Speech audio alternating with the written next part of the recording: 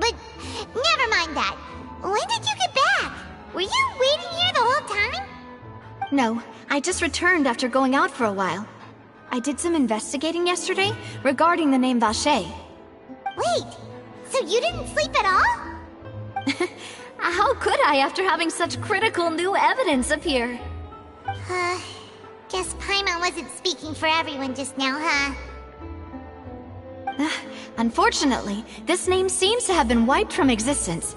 It doesn't seem to have a match anywhere. I suspect that those behind this have already taken steps to hinder an investigation from this angle. But that does prove that this Vacher person is a key witness in the incident. Does that mean we're too late, though?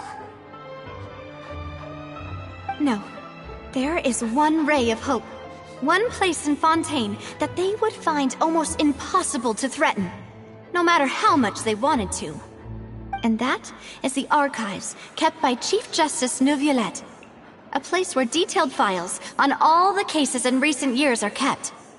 If the Oceanette you met is one of the young women who went missing recently, we should be able to find some related information there. So Neuvillette maintains an archive of case files? Whew. In that case, let's go. No, it's...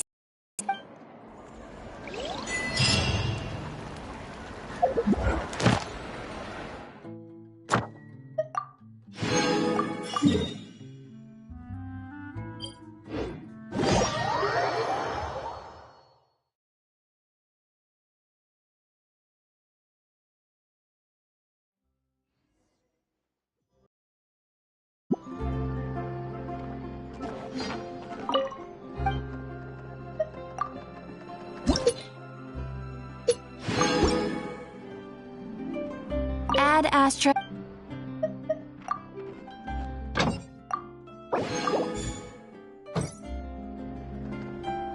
Ad Astra...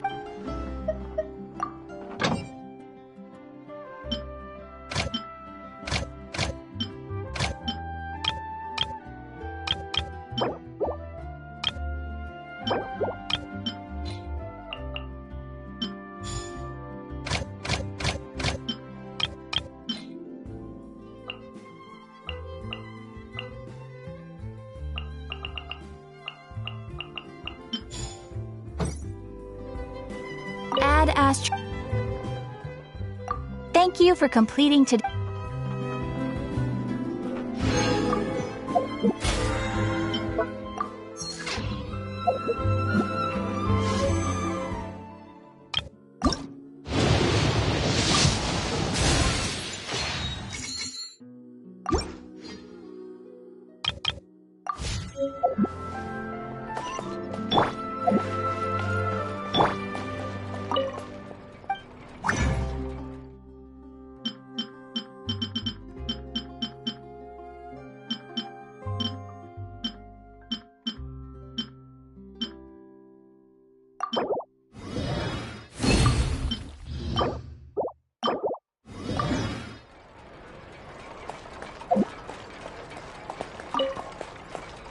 Time itself.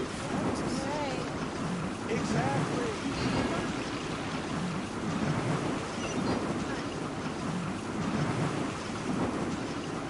Can't catch me!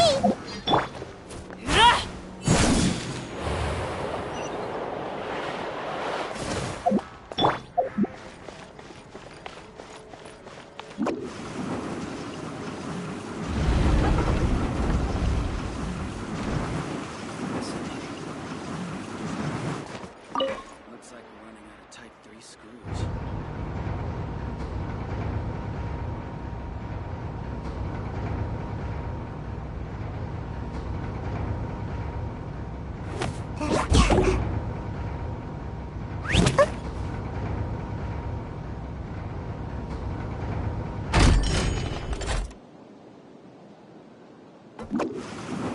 The Palais is right up ahead.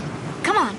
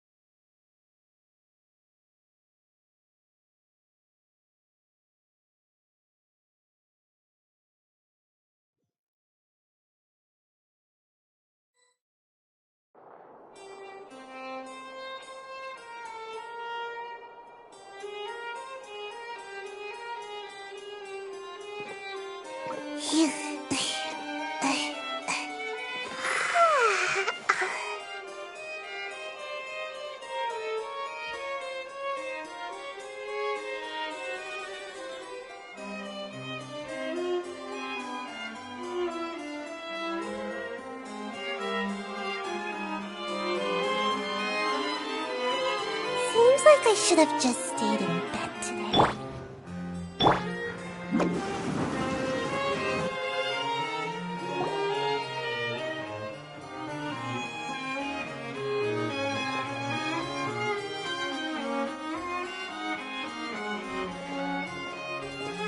Halt! Please state your business here. The Chief Justice is present. Does look pretty heavily guarded. Guess that proves that Nervalet's files are really secure. Hey, don't you recognize us? Huh? Who are you? Just to be clear, I don't care who you are or who you might be related to. Our rules make no exceptions. See? They've got great discipline, too. Yep. Paimon can tell. If you're here just to crack jokes, I can point you towards the exit. Unlike some, we're busy, so please leave if you don't have a reason to be here. No. What I meant to say is, shouldn't you remember us from a few days ago? We were at the trial of the great magician Linny. Oh, yes, I remember. I read about it in the Steambird. You must be Linny's attorneys. It's all coming back to me now. We're here today to report and archive some information on a follow-up case. Huh. Is that even a thing?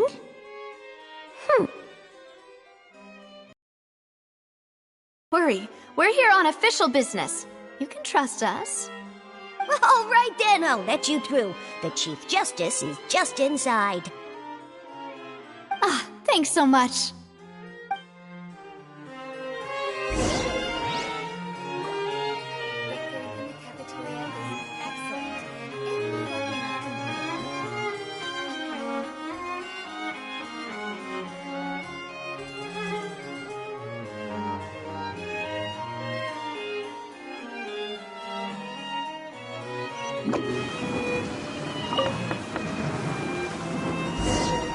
Please come in.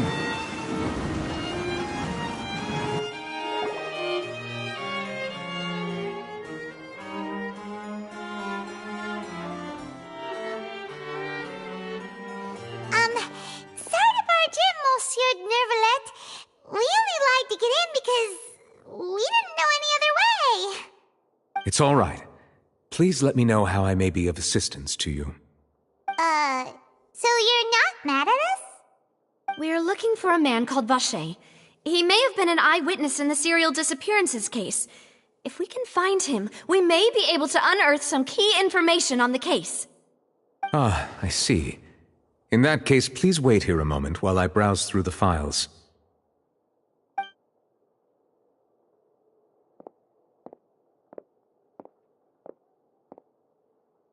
Who knew that Nervalet would be so easy to talk to?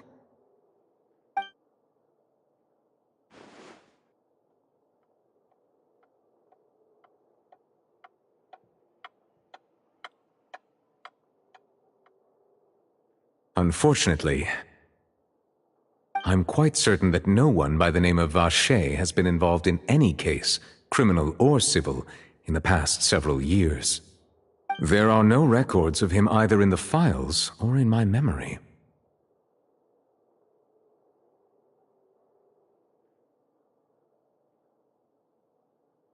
Traveler, what if it was really just a dream? Is that so? All right then. Thank you so much, Monsieur Neuvillette. We'll take our leave now.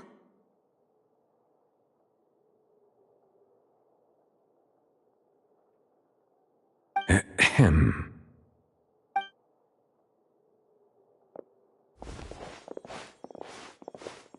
Miss Navia, I can understand how you feel. Your father, Callus, was a truly exceptional man. We deeply regret his passing.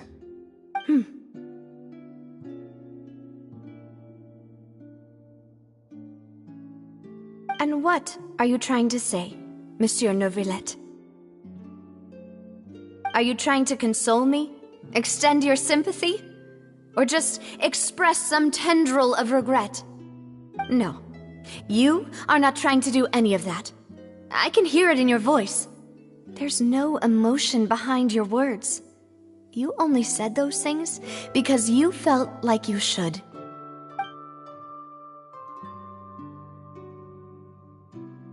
It's just like last time. After my father took his place in the duelist ring, I pushed through the guards to talk to you as a last resort. You even told me then that you thought there was something fishy with the case, yet you still allowed the duel to go ahead. In your eyes, the value of a human life is nothing compared to those cold laws you hold so dear. If you truly regret my father's death, then why didn't you call a stop to the duel? Why didn't you give me the power to stop him from throwing his life away? Why did you just let him die, despised and hated by all? Everything was hanging on a thread at that moment. Just the tiniest effort could have changed everything. There are still so many things I never got to tell him. So many questions he still owes me answers to. If you really have no heart, then just look me in the eyes. I, Navia, will show you the true meaning of regret. I'm sorry, Miss Navia. You and my father are truly alike. You keep all kinds of things in your heart and never say a word to anyone. It's not so much that you can't feel, but that you would never express anything. Oh well. In any case, everyone already knows full well the apathy of the Chief Justice. My apologies for taking my emotions out on you, Monsieur Chief Justice. Let's go, Traveler and Paimon.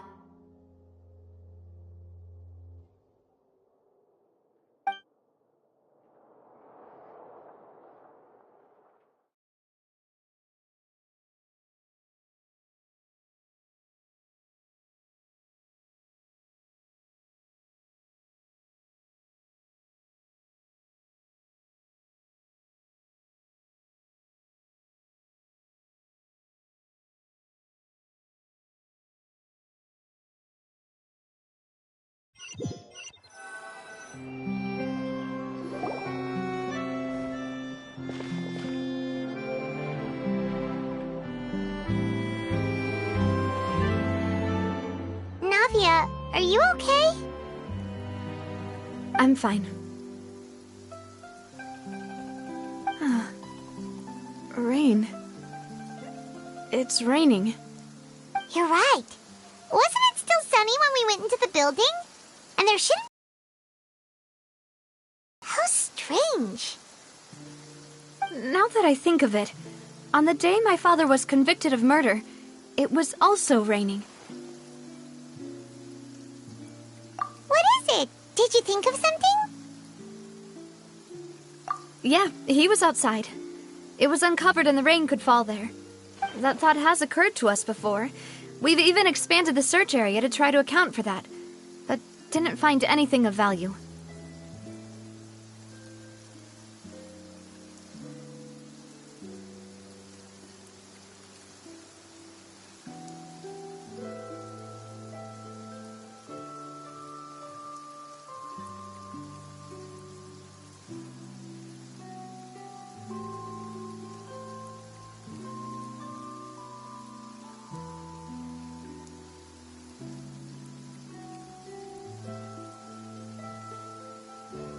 Oh? Wait. You don't mean...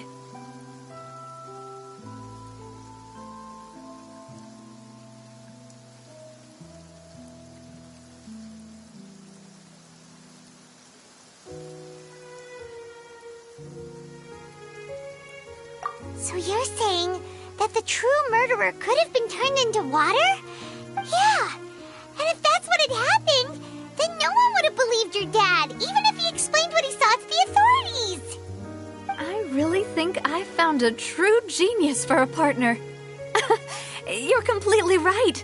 How did I not connect the dots earlier? All right, let's go to Poisson.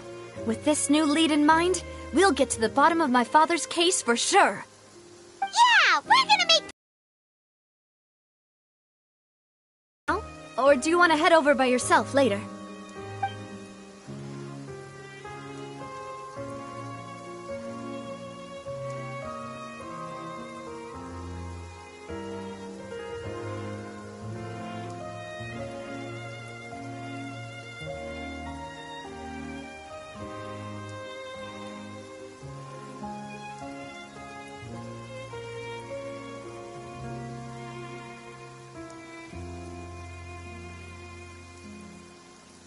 Great. Let's go then.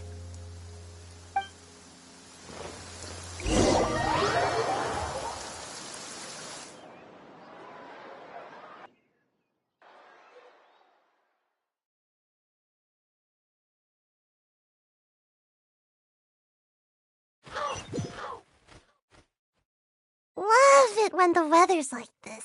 Just makes you wanna... doze off for a while. Ha! Ha!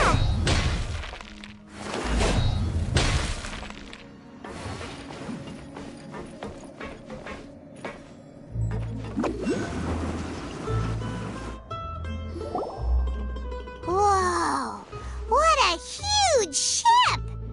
Why would a ship be anchored at a place like this? There's no need to be so surprised. While it may look like a ship, it's actually Spina di Rosula's headquarters. My father was the one who asked for it to be built like this. Perhaps our taste in exterior design is the only thing we occasionally had in common. A gigantic and glamorous ship embodies discovery, opportunity, ambition, and conquest. It symbolizes Spina di Rosula's bright and limitless future. And Paimon thought you were bluffing when you said Spina di Rosula had a glorious past. Paimon was confused why a group with such a history would live in the sewers. But now that Paimon has seen this ship for herself, she's been convinced. Well, Poisson is where Spina di Rosula began, after all. It's our main base, our home.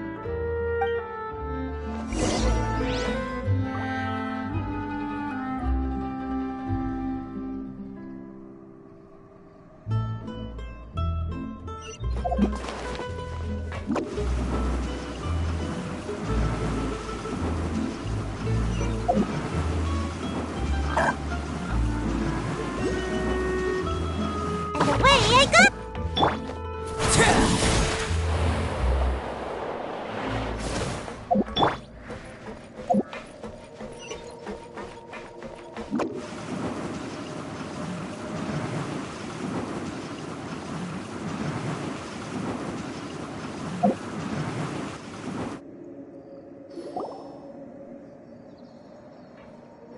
Melus, we're back! Apologies for the wait, demoiselle, and our most important partners. You said before that you still had some business at the court. What brings you back to Poisson so quickly? About that. It's because my partner here reminded me of something really important. You see, what if my father's case had something to do with water from the primordial sea? You still remember, right, Melus? On that night, it was raining? Yes, the case was quite similar to that of Mr. Linney's. Could you tell us a bit more about what happened before?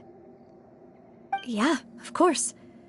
Many years ago, something called synth began to gain popularity in Poisson. At a glance, it was a kind of drink that could excite your mood and produce many pleasant hallucinations. Wait! Didn't that guard guy who turned into water also mention that the primordial water could be used to produce some kind of potion? Yes, he did. Considering what we know now, it's almost certain that synth is created using water from the primordial sea. If you drink synth for an extended amount of time, you'll suffer many side effects, such as losing the ability to focus or control your emotions. And if you were to stop drinking it completely, you'll experience flashes of paranoia and anxiety while lacking energy to do anything. It's an extremely dangerous substance. As he oversaw Poisson, my father was compelled to put a stop to synth abuse and called for a complete ban of it. Boss's uncompromising attitude incurred the synth vendor's wrath, but no matter how much they threatened or bribed him, he refused to yield. Not only that, Boss became determined to find the mastermind behind the synth operation and put an end to the problem once and for all. Yes, but the enemy was very cunning. So he could never get anything out of the dealers, all of whom only sold the stuff and weren't privy to the rest of the operation. Recognizing that, my father decided to contact the dealers in secret and cultivate personal relationships with them. Finally, he was able to convince someone to become his informant. The man's name was Jacques. He felt greatly ashamed about his work after seeing many families destroyed by synth abuse. That night, my father hosted a banquet at his countryside estate. He planned to meet up and exchange information with Jacques over some food. But then, we heard 2 gunshots from the courtyard. We raced to the scene and found my father, still holding a gun, and Jacques, who was already dead on the ground. Huh? How did that happen? Aren't they on the same side? Sounds just like Lenny's case, doesn't it? In both cases, the culprit seemed obvious, but neither appeared to have any motive at all.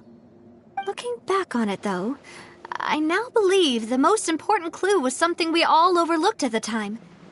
There were pieces of clothing left at the scene.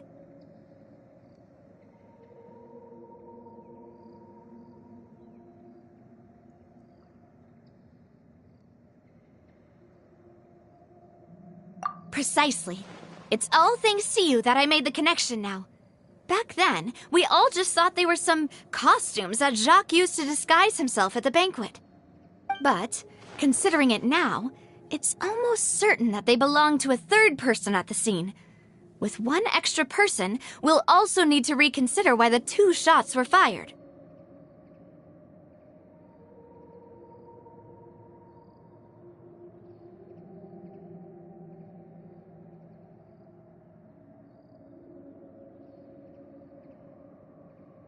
You're right. We still don't know what happened. But my intuition tells me that we're on the right track to figuring it all out. I'm finally headed towards the truth. Jacques was an empathetic man who was infinitely remorseful for his past actions. It's unlikely that he turned on Boss with 0 warning. I think this third person is probably the key to the full truth. On that note, however, even though this will not please you, demoiselle, as your and your father's butler, I must still offer a word of warning. Our opponent is insidious and cruel. They are extremely difficult to deal with, and Boss has already lost his life trying to bring them to justice. Even though Spina de Rosula has lost most of its former glory, Poisson has welcomed a new time of peace, and we have been allowed to live out our lives. There is no need to follow your father's path. It would be both wise and in line with Boss's wishes to step back and give up on the case. If that's indeed what he wished for, then he should have told me that himself. Was I not the closest person to him? And yet, I was the one most kept in the dark. What was the point of him dying without sharing any of the secrets he knew? Did he manage to protect anything in the end? Synth is still here. Callus the Unfaithful is still his epithet. And Spina di Rosula is barely getting by. Nothing has changed. Did he think I'd just accept his meaningless death and live out my life just as meaninglessly? I've never accepted that, ever. Not since that day, and certainly not now. I want to find out the real answer for everyone's sake. For the missing girls, for the victims, and for myself. Navia. This is indeed the best moment to act. Your partner appears to be quite reliable, and more importantly, Demoiselle, I think you're also ready to take this on. So you do know something else, Malus. Yes, I do. In fact, even before that banquet, Boss already knew of the connection between Synth and the serial disappearances case. But what drove all the tensions to the boiling point was the revelation that you, Demoiselle, had been selected as the next target to disappear. What? Boss also didn't tell you that he had been diagnosed with a rare illness. The doctors told him that he had no more than 5 years left to live. And the serial disappearances case caused him great anxiety.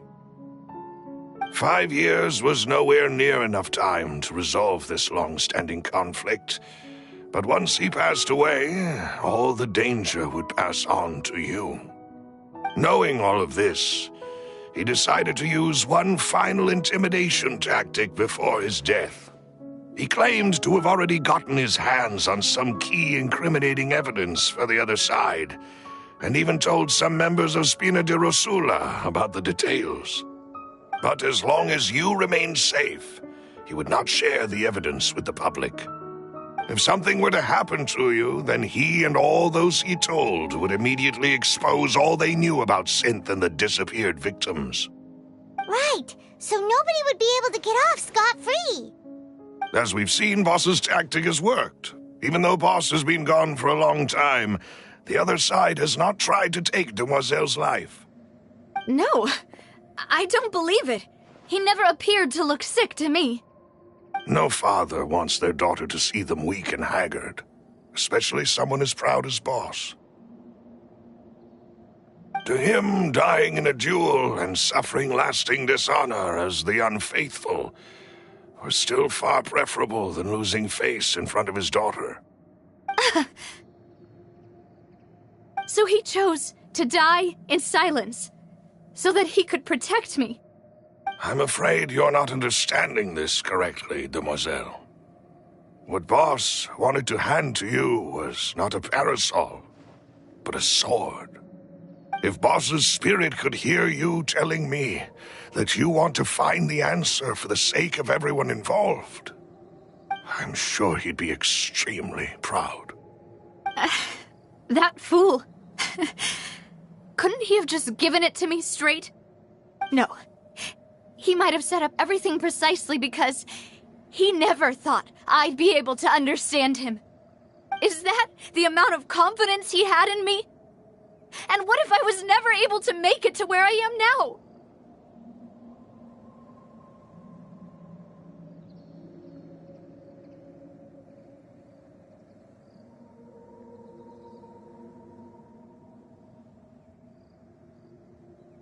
Yeah. I suppose that's true. With the way he'd set things up, if I had wanted, I could have just lived out my life without a care in the world. But thankfully, he rarely talked to me about complex matters, and thus understood little of me as a person. In this case, he really didn't need to give me an easy way out. Malus, what was the key evidence that he shared with you? It's the location where Synth is produced. Essentially, it's the enemy's headquarters. When he was threatening the enemy, Boss didn't share the specifics of the incriminating evidence he found. But if you want to use it against the enemy, you'll still have to take several things into consideration. Why? If we know where the place is, can't we just go storming in? You mustn't forget that we're fighting against a mysterious and dangerous organization that's been in operation for decades. There's no telling what might be lying in wait at their headquarters. We also have no idea what kind of evidence we may be able to find inside, nor what people we may be able to capture. But a single visit to their headquarters would be tantamount to a formal declaration of war. The worst case would be that we leave empty-handed, but also open ourselves up to full retaliation. Then, in that case, Why not work with the Fontaine authorities? Well, you saw one of them dissolve during Mr. Linney's case. We have no idea just how thoroughly they may have been infiltrated. That's true. Seems my father really had no choice. But things are different now. It should be a lot easier to prove the other side's guilt, now that we've connected Synth with the disappearances case. You sound like you've put a lot of thought into this, Maloose. I am the butler, after all. I live but to serve the boss and Demoiselle's will. I've always been willing to take on any kind of risk for your sake. But considering my relative lack of ability, I've spent my time keeping secrets, performing basic investigations, and waiting for the right time to come. Thank you for all of that, Maloose. Have you discovered anything new in the past few years? Let me think. One conclusion I came to was that the enemy must be quite familiar with Spina di Rosula, or at least have an informant planted here.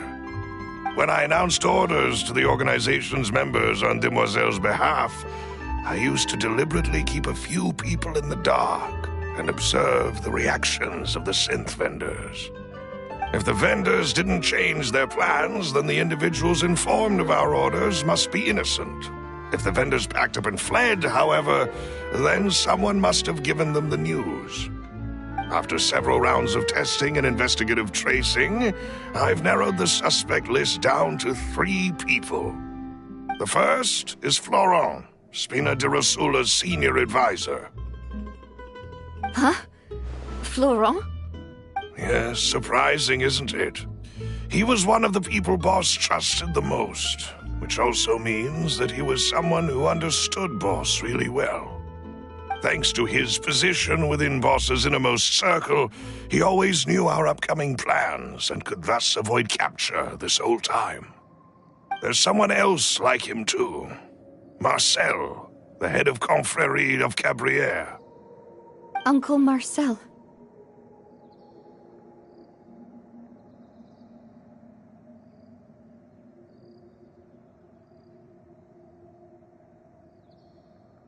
It's a guild in Poisson.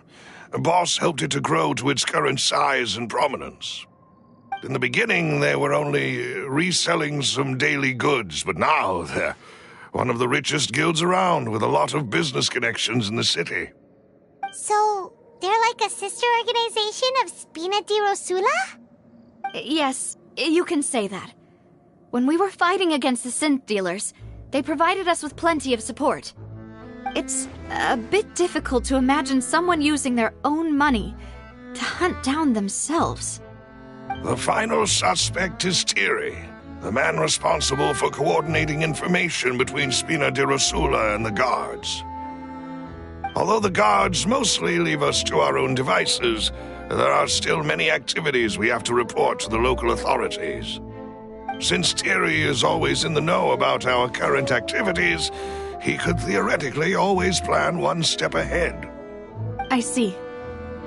These are all people who I communicate with quite regularly. To think that the enemy we've been fighting against has been right next to me all along, among those I trust the most. It's almost too hard to believe. If you want to investigate them, please take every precaution to not alert the quarry. Judging from our experience, the enemy is extremely cautious. Of course. And thank you, Maloose. You've provided us with a lot of great information. You're too kind, my lady. I'm just doing my duty. And before I forget, proving Boss's innocence would also mean clearing him of blame in Jacques' death. After that incident, Jacques' wife and daughter were taken into the Spina's care. They still live in Poisson today. If it might help, you could also pay them a visit. I can make the necessary arrangements. Aw, thank you so much, Maloose. You really are the best. A new case awaits, my dear partner. I hope we can work together to uncover the truth and end this case once and for all.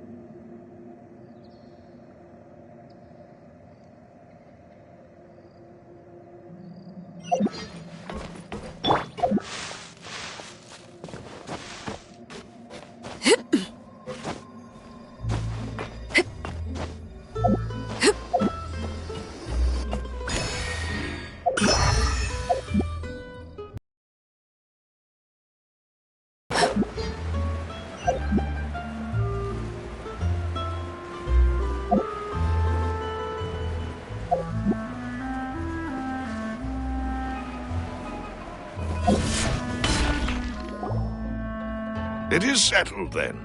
Please excuse me, and enjoy your conversation at your leisure. Thank you for arranging everything for us, Malus. Excuse me, miss. Do you need anything from us? Oh, Hey, Navia's all quiet. This isn't like her at all. I'm sorry that I only came to visit after all this time. After what happened, I didn't know how I was supposed to face the two of you. Ah, if it's about that, there's no need to apologize. After my husband died, Spina di Rosula said... But aren't all of those things nothing compared to the loss of Jacques? I can understand the kind of pain that comes with losing a father so needlessly. You don't understand at all. I didn't know how to face you, because I didn't know what I could possibly bring as a consolation gift. I know only the full truth could bring closure to you, and to all of us. I'm sorry. I appreciate the sentiment, but you don't have to carry all that guilt. On the matter regarding my husband, my daughter and I have more or less found our answer already. Would you mind sharing it with me? I really can't believe that my father could ever bring himself to shoot Jacques. I always knew that my husband's money was earned through others' suffering. He told me countless times that if he could turn back the clock, he would never go into the synth business again. He had many regrets, and felt that he took the idea of providing for his family too literally. For the longest time, he thought Mora was everything. So when Mr. Callis came to him with a proposal, he accepted it almost immediately. He tried to be as careful as he could, but even so, he was still found out by the higher-ups. They found out about his... Papa didn't say that exactly, but Papa did tell me that I should never be ungrateful. Before he left that day, he told me that he had no choice. It was only later that I realized it was his final... I don't know that for sure, but you could say that's the conclusion I eventually came to. Which is why I'm the one who should feel guilty. Callis had always taken great care of us, both when he was still alive and after he passed away. Even if he fired the shot that killed my husband, it was likely in self-defense. It is impossible for me to hate him for what he had done. But Mama, why is Papa still the bad guy if he did the right thing? Papa always wanted to be a good man. So why did he have to do a bad thing in the end? Well, things aren't always as they seem. You still feel like your papa was a good man, right? Yeah, Papa was a really good man. The best in the whole world. Then you should hold on to that. If a good man had to do a bad thing, then he must have had his reasons. Regardless of whether he left you a parasol or a sword. He must have done so to give you a better life. Oh. Thank you for everything you've told me. I will definitely find the truth. The current state of things is not something I'm willing to just sit back and accept. Thank you. I'm very grateful to hear this from you. Even though your personality is quite different from your father's, your determination when you speak is really similar. You really think so? That's the first time anyone said that to me.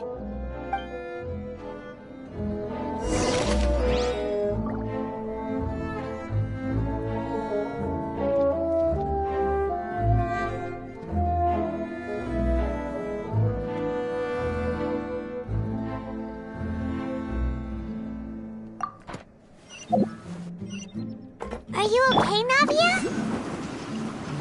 I'm fine. Don't worry.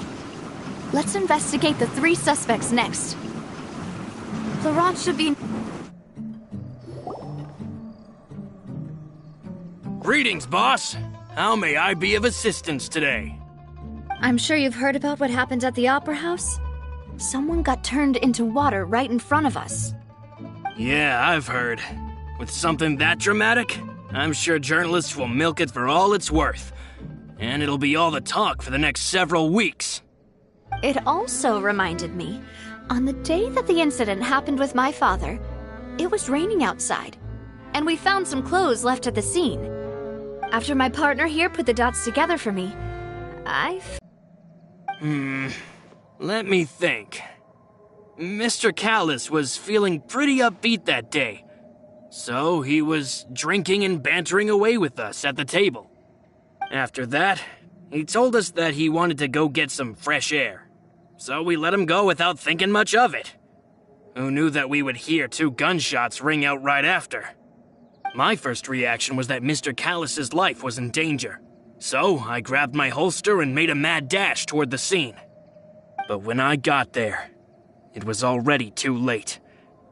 Mr. Callis was standing over a dead body with a gun in his hands. All we could do was look back and forth at each other, not knowing what to say. So you also remember 2 gunshots then? Indeed. The guard said that the first shot didn't hit anyone, while the second killed Jacques. But I've never really bought that explanation. Reason being, Mr. Callis had left his gun on the table. I even made sure to confirm that before running to the scene. But according to the guards, that doesn't mean he couldn't have had other guns on his person. About the clothes left at the scene that you mentioned, do you think there was a third person? At least from our perspective, my father had no reason to kill, so he would also have no reason to bring an extra gun with him. The gun he was holding probably belonged to Jacques, or a third person on the scene. Yeah, that makes a lot of sense. So you're saying Mr. Callis ended up with the gun because he seized it from one of the other guys? But hold on. If that's what had happened, then why didn't he share the truth with any of us? He didn't even want to face the Oratrice machine, and chose instead to prove his honor in a duel. Did he lose all faith in the courts after seeing someone dissolve right in front of his eyes? About that, Malouse told me a thing or two, so I think I can understand why he committed to the duel. I'll tell you everything once the whole truth has been revealed. I understand. Then I'll leave Mr. Callis's honor in your hands, boss. And if I may just say one more thing, the whole Callis the Unfaithful epithet has been a thorn in my side since the day it was invented. Many people have laughed at me for still calling him Mr. Callis, even after so many years have passed. But it was Mr. Callis's trust that allowed me to rise through the ranks of Spina di Rosula and live the life I lead today. No matter what others might say, he'll always be the man I respect the most. And he'll always be my boss. Don't worry. You and all our other comrades at the Spina deserve to know the truth as well.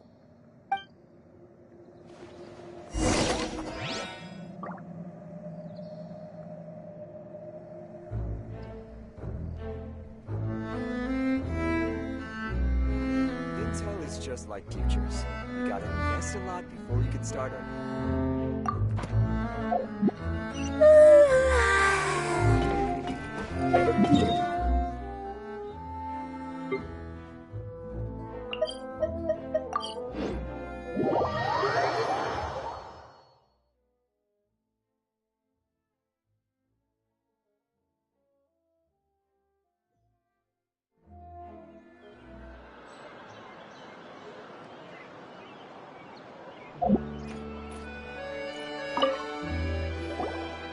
Hey, Thierry!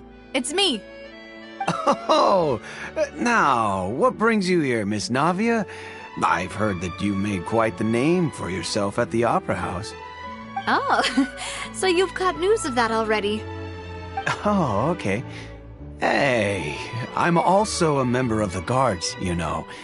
The way you make it sound, people would think I was sent off to Poisson because I had done something wrong. Are you sure there isn't a little bit of truth in that? Under normal circumstances, shouldn't you have been called back to the city already? I mean, where I work is really up to me. Let's just say I enjoy the ambiance of Poisson. Callis did a fantastic job running the town, building Spina di Rosula from the ground up and clearing many obstructions in my way. It would be next to impossible for me to find a similarly easy but high-paying job in the city.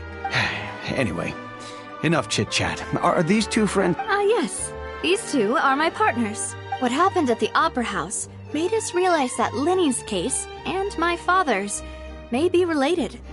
We're trying to reinvestigate the details of my father's old case. Ah, I get it. You think there might be more to the case now that we know people can be dissolved into water, right? I was also flabbergasted when I first heard of it. If you want to go through the original files from your father's case, I can help you look for them. That'd be much appreciated. Thank you. Actually, I have another question. Do you have the authority to dispatch Gardamex? Of course. Without them, I couldn't possibly handle Poisson on my own. Why do you ask? We definitely can't use them to forcefully get more evidence for your... Well, you see, just recently, we were attacked by a horde of unnumbered Gardamex in the... So, if you hypothetically wanted to do something against me... Then you think too highly of my abilities. Dispatching, if I had to make an analogy. When you order a dish, the chef will make it for you. You can ask the chef to cook, but not to massage your shoulders or carry your baggage. If you try to make unreasonable demands, the chef would just think you're out of your mind and ignore you completely. The same goes for me and my Gardamex. Removing a serial number is also not as easy as you might think. There are a lot of complex steps, so I can promise you, those mecha were definitely private units. They're certainly not cheap. So, whoever their owner is must be super rich, powerful, or both. Now that you mention it, though... Oh, then you're officially in the clear, Thierry. Oh, well, thank you for the vote of confidence, Nob. Jokes aside, I'd like to wish you all the best with your investigation. I'll be staying in the city for a little while, so just come find me if you need any support from the guards.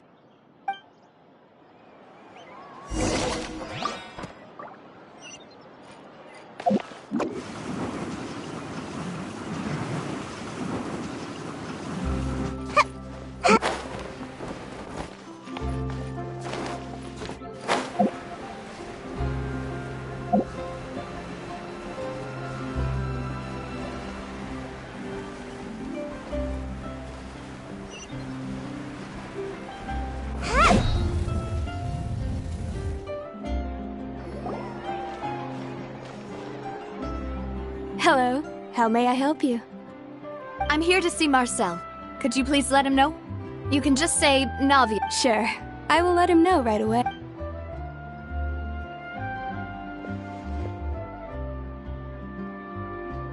Navia, hello. Sorry to keep you waiting. I'm not as young as I used to be, so my legs are giving out a bit. Oh, it's all right, Uncle Marcel. There's no need to stress. I just wanted to talk to you briefly about what happened in the Opera House. I'm sure you saw everything too, right? Yes, I've never seen anything so strange. Oh, you were at the Opera House too? That's right. I went there with Navia to see the magic show. Who knew it would turn into a whole murder mystery? I also witnessed your marvelous sleuthing work. Quite impressive. To beat the Hydro Archon at her own game on her own turf, I can already imagine everyone in Fontaine discussing your exploits over a few glasses of wine. Oh, Paimon doesn't want to become the talk of drunkards. Apologies. It's just how Fontaine is as a nation. Everyone loves drama and theatrics. Uncle Marcel, you've also noticed that other thing, right? The fact that humans can dissolve in water? Yes, I was reminded of your father's case right away. Is that what you're investigating now? Exactly. I still don't have much solid proof, but I can sense that the other side has already begun to act. Oh, and what makes you say that? We were attacked on Araneus by some unnumbered Gardamex. And there was also an attempt to get me to drink water from the primordial sea. If not for the vigilance of my partner, I probably wouldn't even be here talking to you right now. Oh, you're giving us too much credit. Alas, it seems things are heating up again. The peace that Callus sought so dear. But rest assured, Navia, Poisson will always remain a safe haven for you. If anyone dares to lay their hands on you there, the Confrérie of Cabrières will use its funds to the last mora to... Thank you, Uncle Marcel. But I don't Do you have any new thoughts on my father's case? About that. Sorry, my age is catching up with me, so it'll take me a while to recall my memory.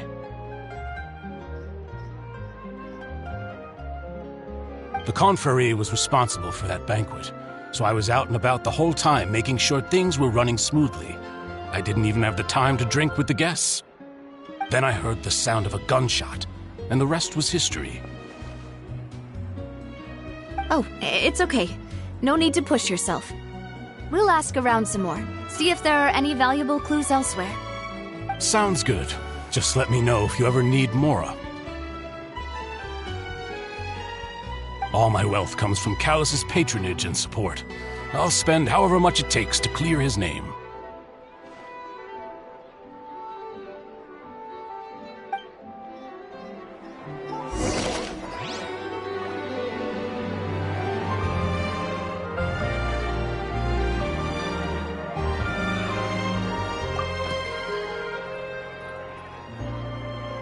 This can work.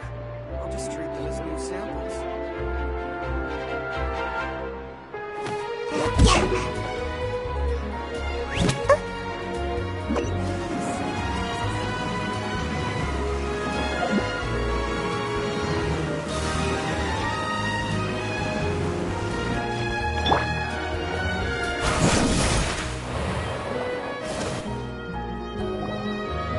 We've talked to all three suspects, purely based on their conversations with me.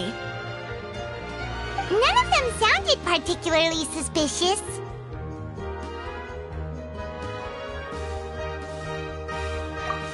I suppose that's to be expected, though.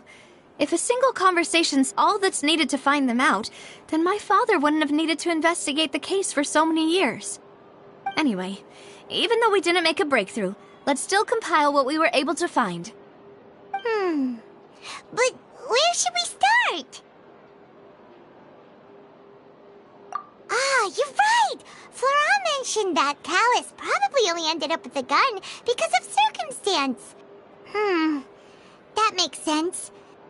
According to Jacques' family members, he already told them that he had been discovered, and that he had no choice before he left home that day.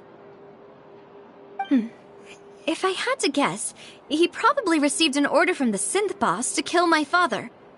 Had he refused, he and his family's lives would have been forfeit.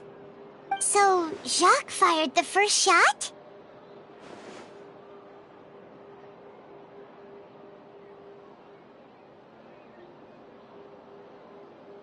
Oh? And why is that?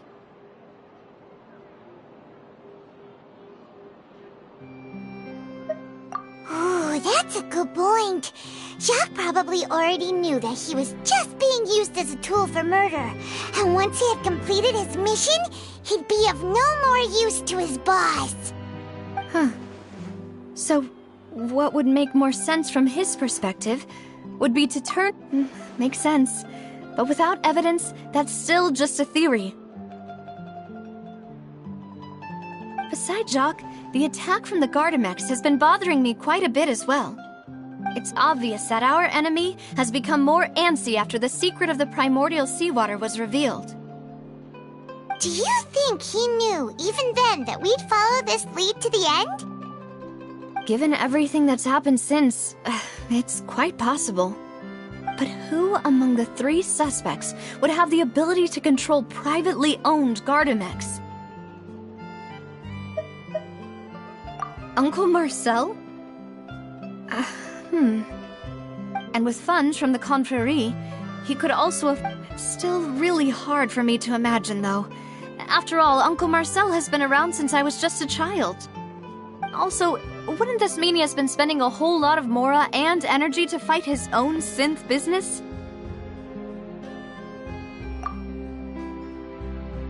Florent? It is true that he was closest to my father, and thus had the best... But as Spina di Rosula's advisor, his work mostly deals with personnel and security, so he shouldn't have much means when it comes to finances. So you're saying he's... Exactly. He can't. And even if he could, I don't think he would be... Thierry, you say? Huh. But I didn't feel like he was lying when he was... Yeah. Had he actually tampered with the mecha, we'd be able to prove it with a simple check of the guard. If the mecha were taken from the guards, it should be pretty... Who could it be?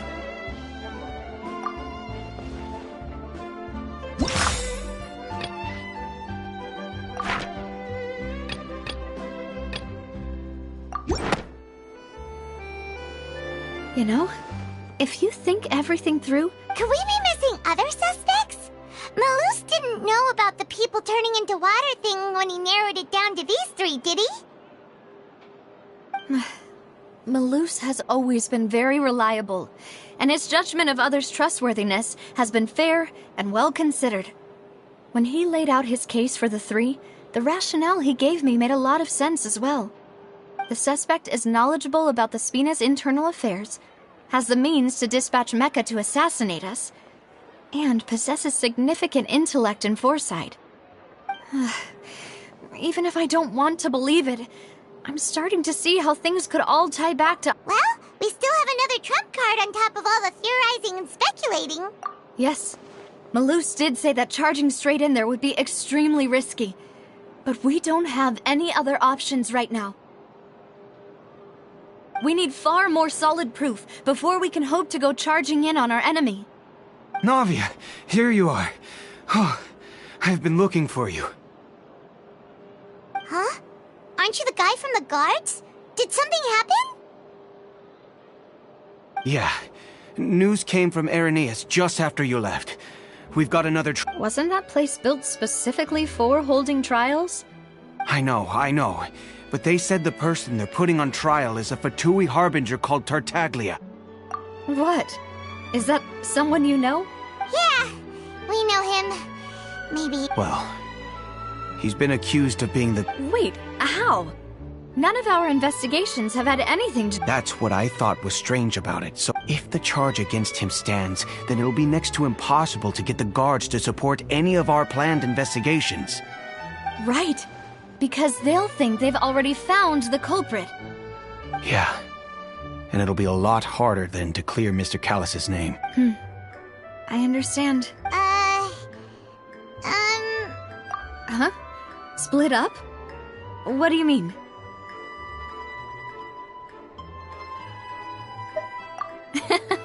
Just as expected of my partner. Since this is a trial about the serial disappearances case, the culprit's attention will be focused on Irenaeus, leaving his home base wide open.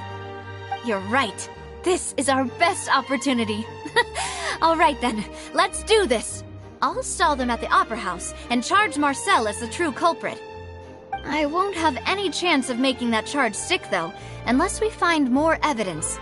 It'll be up to you to make it... We'll help you, just like you... Demoiselle, please allow us to accompany you. I'm ready. Malus, Silver, when did you two get here?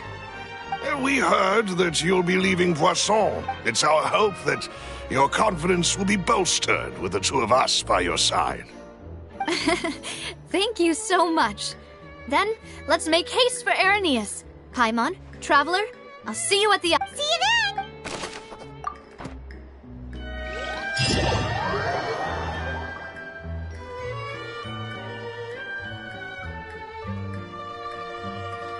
Now that Navia has set out for Aranias, we should also get going. The location has already been marked on the map, so let's head over. Huh. According to Malusa's info, the synth production base is underwater. Let's go and try to find the entrance.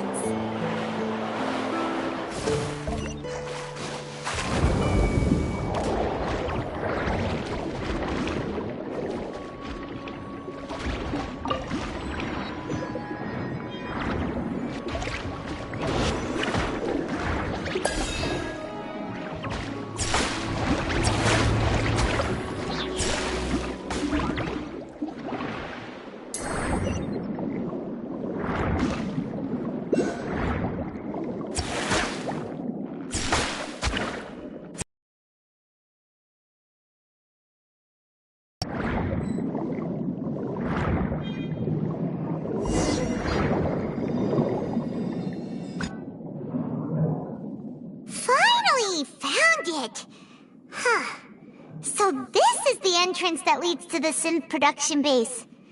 It sure doesn't seem out of the ordinary at all. Ah, you're right. An important place like this is bound to have a ton of protective measures and mechanisms. Navia's probably arguing up a storm right now to stall for us.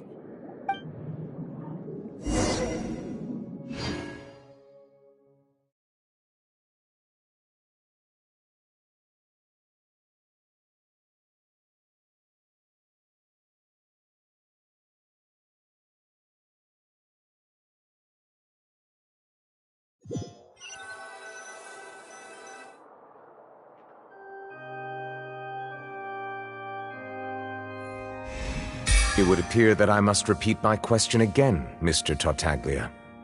Do you accept the charge that you are the true culprit behind the serial disappearances case? To be perfectly honest, I don't understand your country's complicated court system, or the reason why I'm being charged with something I've never even heard of. However, I did hear that people who have been charged can... In which case, as long as I accept the charge, I've got to admit, that's what... When I privately sparred with her last time, she was obviously holding back. Real disappointing. Hey! Don't you understand? You're currently the prime suspect for a major case. This isn't the place for you to be looking for fights. Oh? Sounds like the Hydro Archon wants to lecture me on the ways of the Opera House. Then why don't you duel me too? I'm the kind of student that learns best in the heat of battle. No. That's not what I meant. Alas, it would appear that communication with the defendant is going poorly, and we have made very little progress. In that case, let me explain everything from the very beginning again. The goal of this trial is to determine the culprit behind the serial disappearances case. That case had nothing to do with him! You've got the wrong man! Huh? What's going on? Why is she interjecting again? I told you it couldn't be one of the Fatui Harbingers. Miss Navia, this is the second time you've interrupted the court proceedings. I only tolerated your behavior last time because you were able to provide the court with a key eyewitness. But that was an exception rather than standard court protocol. I can very well charge you with contempt of court for your interjections. Oh, please. Did you ever think I had any respect for this place's pointless theatrics? We can put that discussion aside for now. I'm not here to argue with you. I'm here to charge the true culprit behind the serial disappearances case. And if my charges prove true, then Tartaglia here will be proven innocent by default, correct? Oh, a young lady has charged in and offered to clear my name. How fascinating. Well, I'd gotten half bored to death by all these rules and procedures anyway, so I'll take you up on that offer. So, Your Honor, is there nothing else for me to do now? You may take a seat for now in the audience, but that doesn't mean the suspicions against you have been lifted. Now then, Miss Navia, who is the person you would like to charge instead? That person is...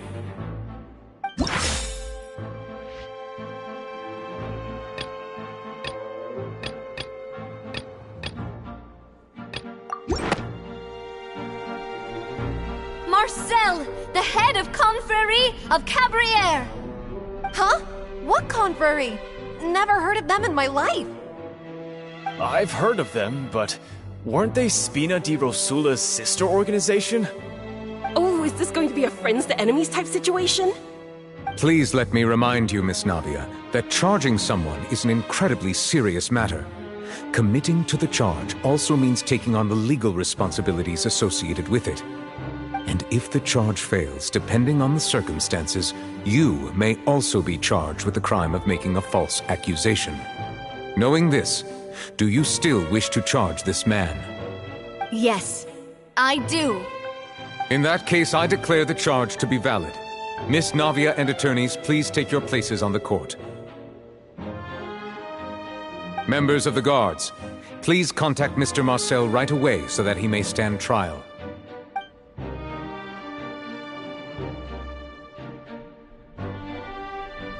Mr. Marcel, you will not require an attorney. Is that correct? Apologies.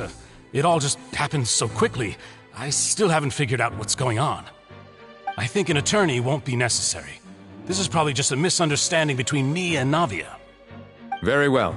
In that case, since both sides have now arrived, Miss Navia, please present your charges. I would like to take everyone back to 3 years ago, to the case of Only through elucidating what really happened in that case can we connect all the dots for the serial disappearances case. Navia, do you really? Come on. Why would I do that? Callus was my benefactor, and remember, both you and I only ran to the scene when we heard the sound of a gun. If that's enough to make me a suspect, wouldn't that make everyone at that banquet a suspect as well? I think there's no point in getting into the specifics right now. The audience doesn't even have the big picture yet. Even I'm struggling to remember some details of that case. Exactly correct, Your Honor. I must refresh everyone's memory about that case before I can explain my charge and reasoning. I see. In which case, I will recount the findings about that case as originally recorded by Maison Gardiennage.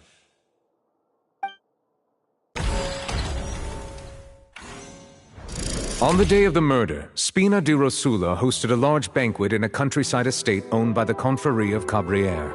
During the banquet, all attending guests heard 2 gunshots from the courtyard. When the guests arrived at the scene, they found the primary suspect, Callus, holding a gun, while his acquaintance, Jacques, lay dead from a gunshot wound. The guards' investigation did not recover any other firearms from the scene. As a result, they concluded that the suspect's first shot must have missed, while the second must have taken Jacques' life. The suspect did not dispute this conclusion, and also declined to defend himself in court. Instead, he chose to prove his Callus was defeated by champion duelist Clarande in the ensuing duel. These are the known facts about the case.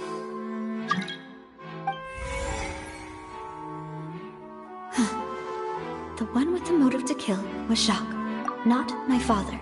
And even so, Jacques still had no reason to pull the trigger. In truth, the third person shot Jacques first, and was shot in turn by my father when my father seized the gun from him. After that, the true culprit turned the third person into water, erasing all traces of him from the scene. Thank you for the summary, Your Honor.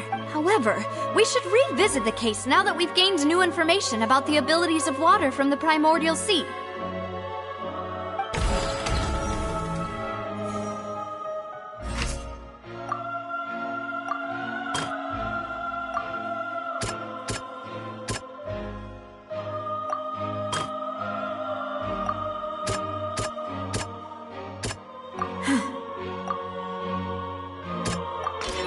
This assassin first shot Jacques, then turned to shoot Callus, only for Callus to wrestle the gun from him and kill him instead.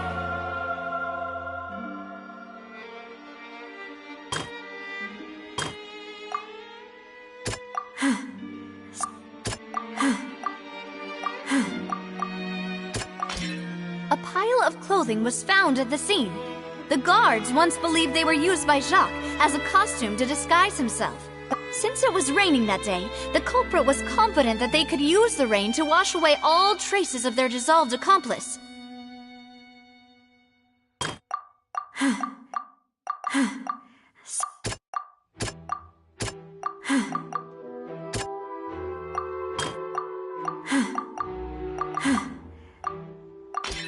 The testimony of the victim's family confirms that Jacques had thoughts of assassin. However, in the end, he reconsidered and instead shared everything with Callus, hoping to seek. Unfortunately for Jacques, the true culprit had already Realizing this, the true culprit caused the hired assassin to dissolve into water, leading everyone to believe Callus.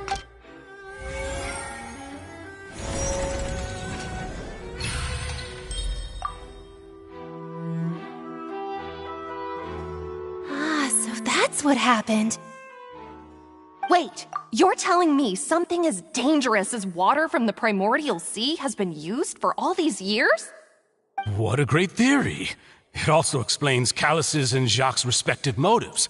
I guess they didn't shoot each other. Mr. Marcel, you are the one being charged with the crime. Ah, but I think I agree with everything Navia just said. Then, may I ask some questions? 1.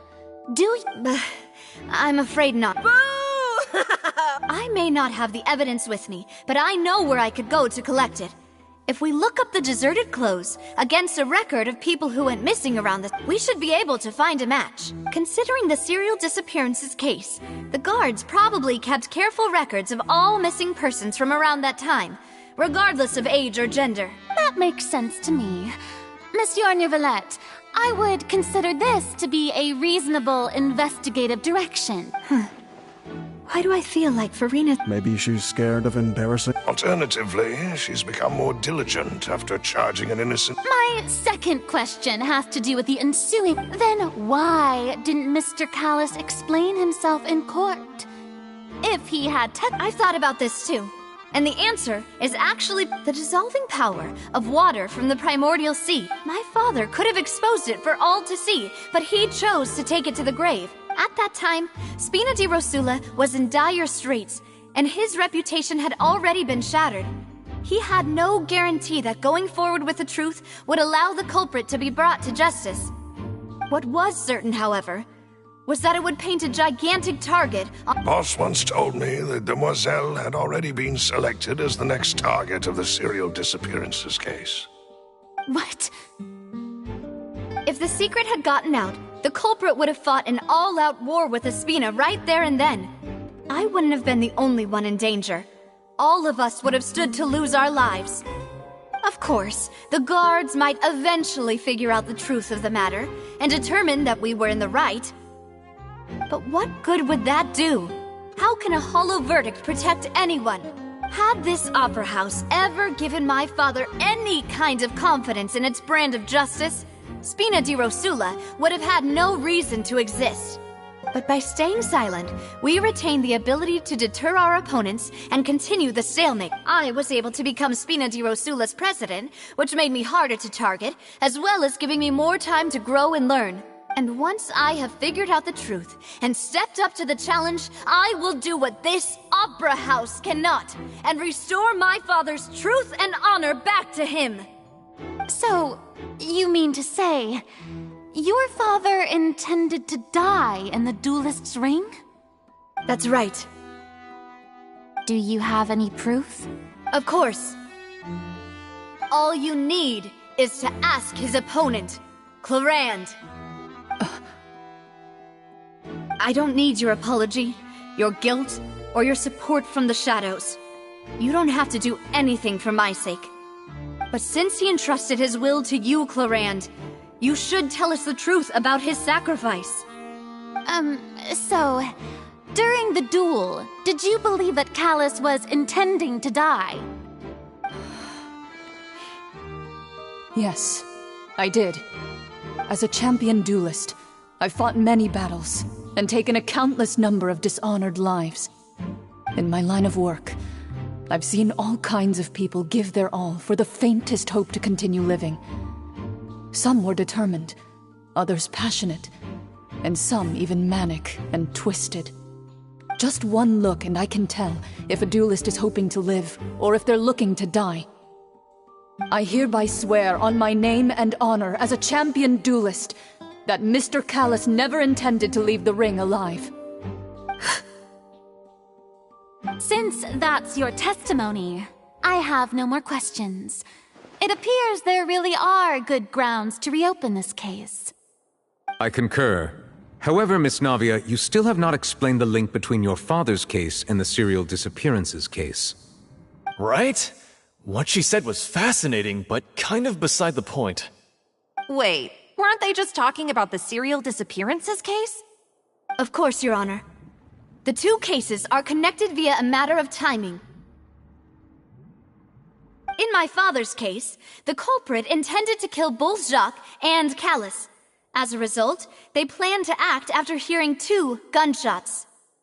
And, at the end of Linny's trial, the culprit also only dissolved the victim in front of everyone because they realized they were at risk of being identified. The culprit could only time their actions so precisely if they were already at the scene. Coincidentally, Marcel attended both the banquet and the trial.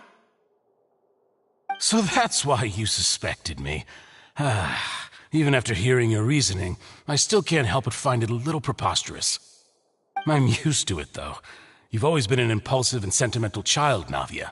It's one of your most endearing traits. No need to appeal to pathos.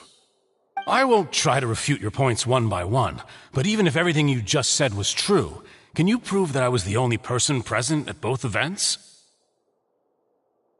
On top of that, does a person have to be physically present to control the timing? Can't... Know what she can say to that. I know that even with that, you might still think you can reduce the list of suspects with some further investigations, until I'm the only one left on the list.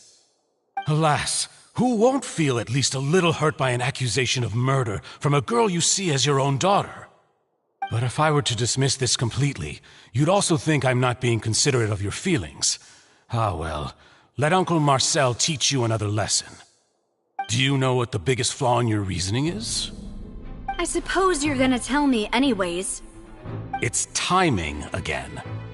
I'm a businessman by trade. From that standpoint, there's no reason for me to kidnap young women. It's a high-risk action with nothing to gain. In addition, I left my home in Snezhnaya when I was young to come to Poisson and work in some trade. My business only thrived when I received Callus's patronage. But the disappearances began before I ever stepped foot in Fontaine. I do apologize, demoiselle. This was my mistake. No, it's not your fault. I'm sure he had come prepared. Is there anything else you'd like to say? Would you like to check the date of my first business license against the first known case of the serial disappearances? You can also take a look at my border entry records, or ask my friends and family when I left Snezhnaya for the first time. Could those records and testimonies do something to appease the unspeakable anguish in your heart? Seems like she got the wrong guy. At this rate, Navia will be convicted for falsely accusing him. I think you've done a superb job of dissecting, but aren't you going against all of his wishes? He wished for you to become more rational, collected, once you've learned to be more considerate of others' feelings, and to stop rushing headlong into things. You'd have met most of his expectations. This isn't just about me, and it never has been. The biggest difference between me and the rest of the victims is that I still have the ability to search for the truth, while that same agency has long been taken from them. The people whose families were destroyed by synth abuse, the people who lost their loved ones to the serial disappearances, and the people who suffered tragic ends due to their sense of justice. Many people's images are flashing before my eyes. I'm sure some are coming to those of you in the audience as well. And whose image do you see, Marcel? Is it a man named Vacher? Oh, so you do know that name. I'm merely surprised you'd suddenly say the name of someone I've never even heard of. I was waiting for you to say that.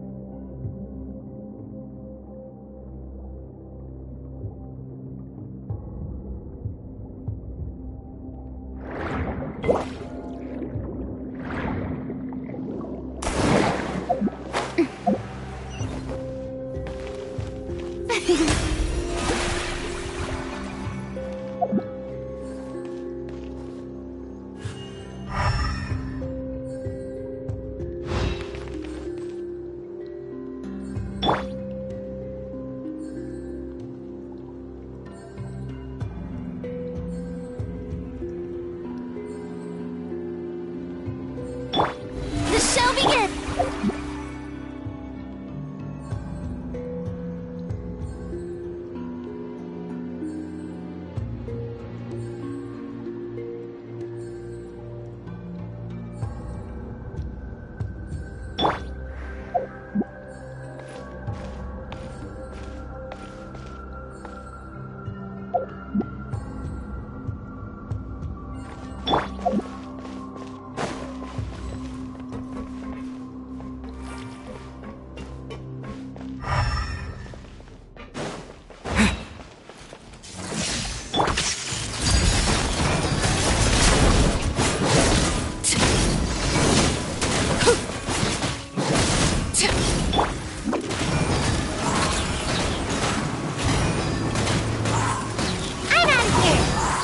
Take this!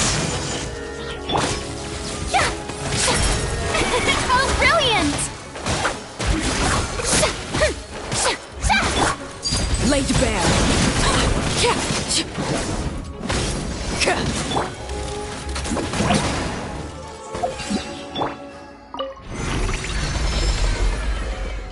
Whoa!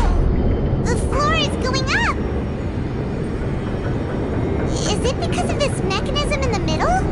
That guy really prepared a lot of stuff for this place.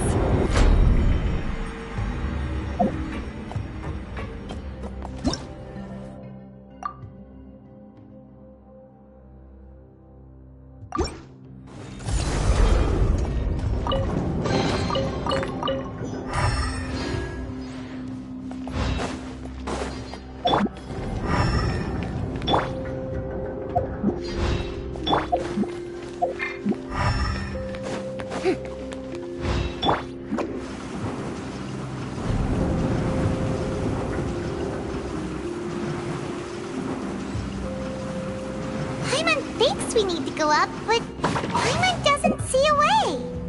Let's take a look around.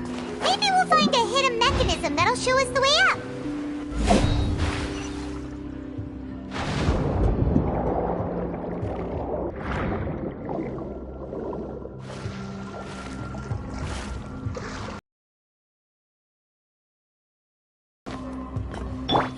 May I present?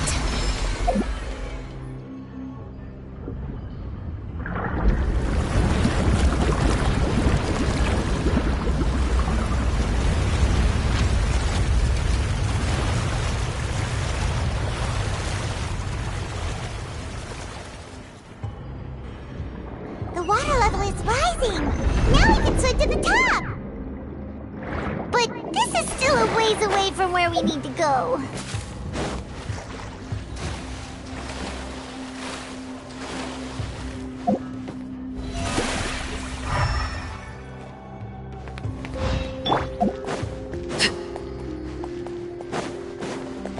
Overruled.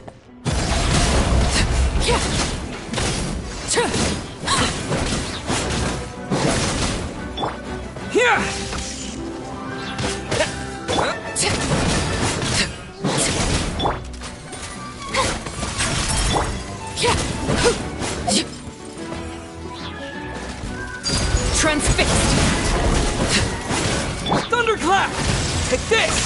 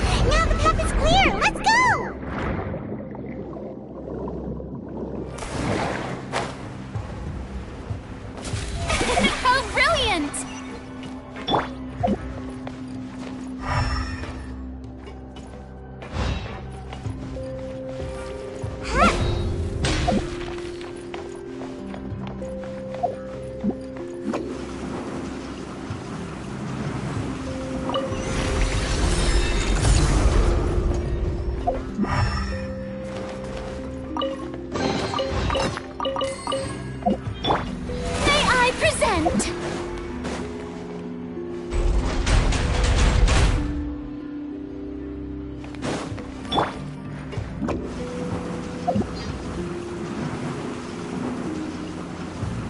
And the way I got Ninjutsu! Strike a pose! Let the world collide! Laid bare.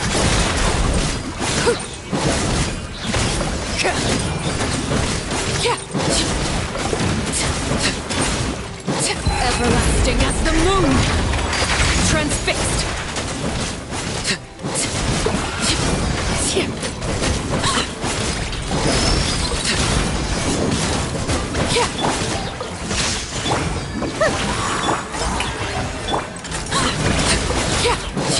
Overruled!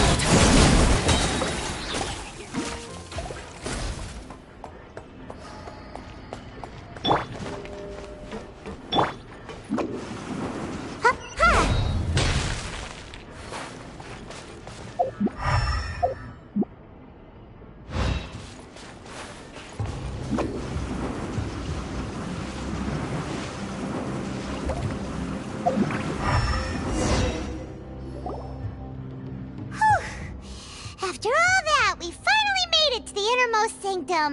Though, as expected, somehow... That's right. Then let's...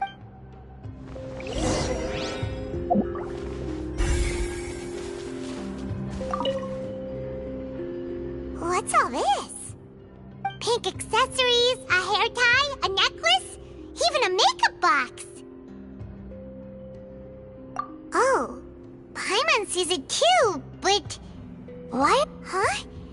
You mean the girls from the cereal and then they were turned and all the boxes of things. These names.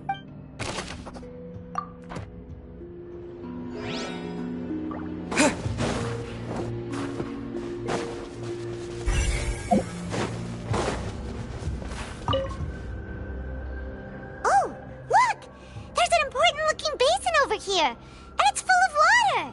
That means this is where they make all the synth! If you dilute it with normal water, you'll get synth.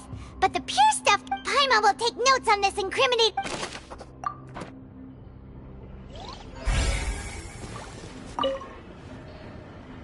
Let's see what's written here. Nothing escaped... Callus. Navia's father. Oh, this seems to be an investigation... Yep! It's about finding someone to assassinate Jacques and Callus because of a lack of confidence that Jacques himself would go through with it! This should prove the existence of the third person, right? We still have not determined the exact content of the key information Callus has passed on to certain members of his organization. The old dog's a real menace to deal with. Even if he abides by he can act whenever he wants to make our lives miserable. I concur. Let's send someone to kill him. He won't declare war as long... Oh, seems like we've got a bunch of correspondence between the higher-ups. They're all...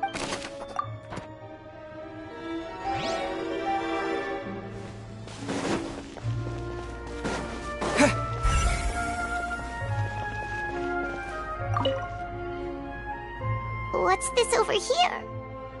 Looks like some kind of place for...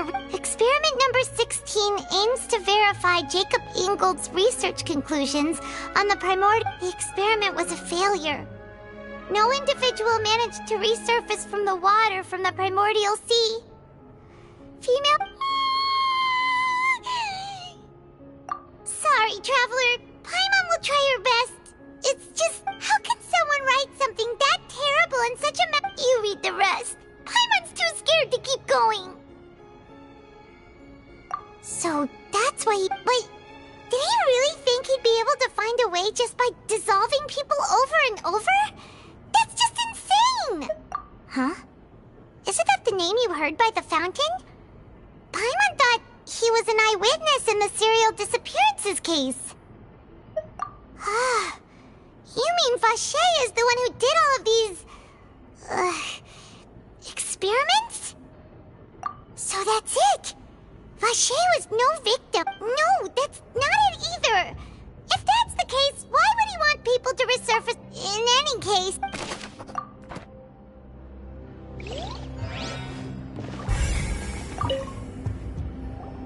Whoa! There's so much synth here! And so many bottles of ingredients that probably just contain the mixing in progress. Ready to drink. Whoa! There's even fruit-flavored synth?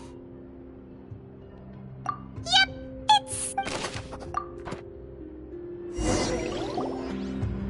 We've looked at almost everything here. Yeah, we haven't found anything that reveals his... No wonder even Nervalette wasn't able to find anything. Whoever it is probably destroyed everything to do with that name. That way, even if we bring all this back to the opera, we won't be able to identify... Sure thing.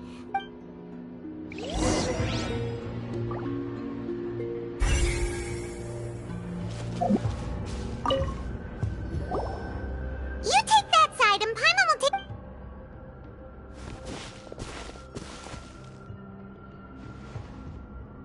Ugh. Nothing at all. And Paimon can't even find snacks either. Whoa, really? Let Paimon see. Vignier. Isn't that Vache's lover's name? Then... you... Aw. It's just a normal diary So many! A whole page's worth! The final name... Marcel... Wait, but... Marcel's pretty old. Hey!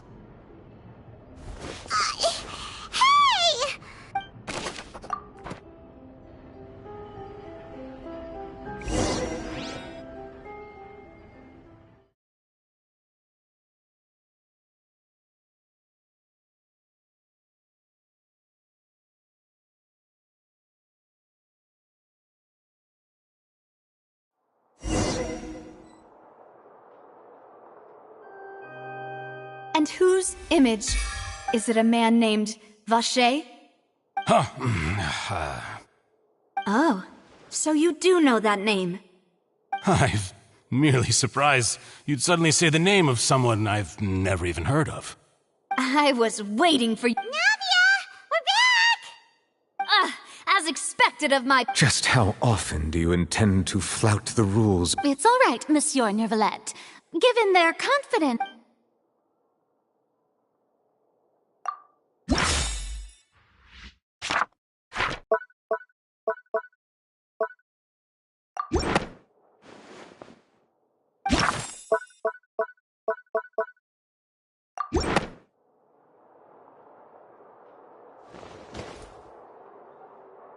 But the truth of it, Marcel, is that you've always been Vache.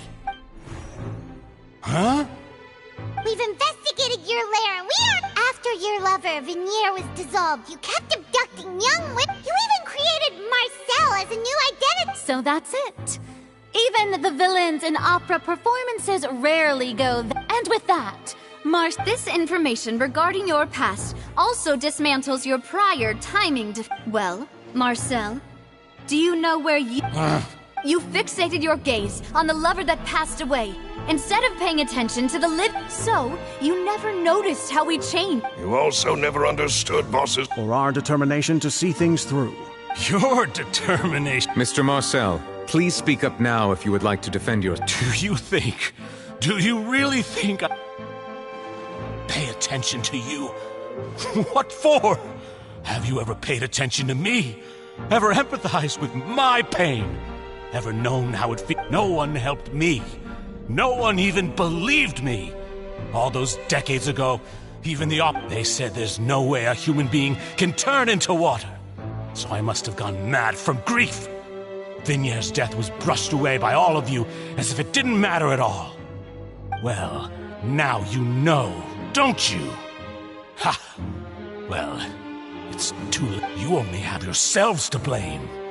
You set up this ornate opera house in pursuit of your so-called justice, your beloved drama, while Vignier is dead. We promised each other that we would always be together. Wherever she... But I'm not from this blasted place! So I can't be dissolved. Hey, is that water from the primordial sea that he's drinking? I can't dissolve! Do you all see? I can't go! I can't follow! So if I can't go where she is, I did all of that.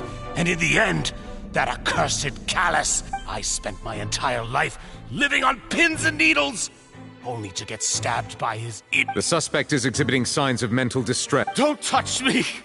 Don't anybody come near me! Vignette, please, Vignette! At this point, the verdict of this trial is clear. With Mr. Marcel's conviction, the charges against Mr. Fine by me. I was in a bad mood, but after a show like... Traveler, please submit all the evidence you have collected to the guards, so that I might... The man now known as Marcel was originally named Vacher and worked as an adventurer with his partner and lover Vignier.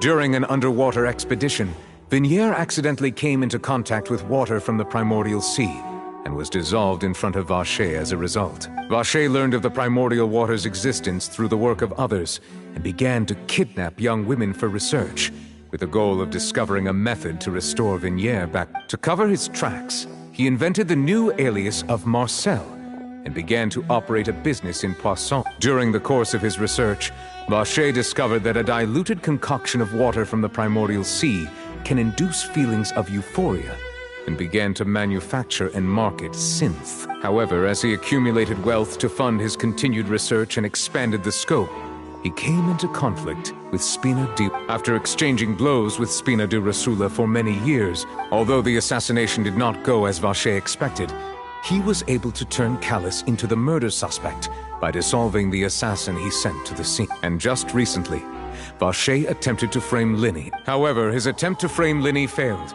and the power of water from the primordial sea became public knowledge. This case also exposed enough of Vacher's machinations that he was eventually successfully charged in. Thus concludes the enigmatic history of the serial disappearances case, with the truth revealed to all. The Oratrice will now deliver the final verdict regarding the charges against Mr. Vacher.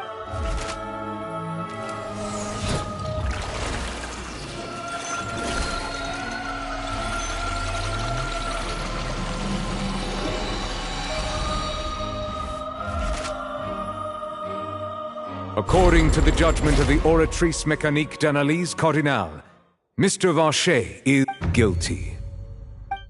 Guards! Take Vacher away.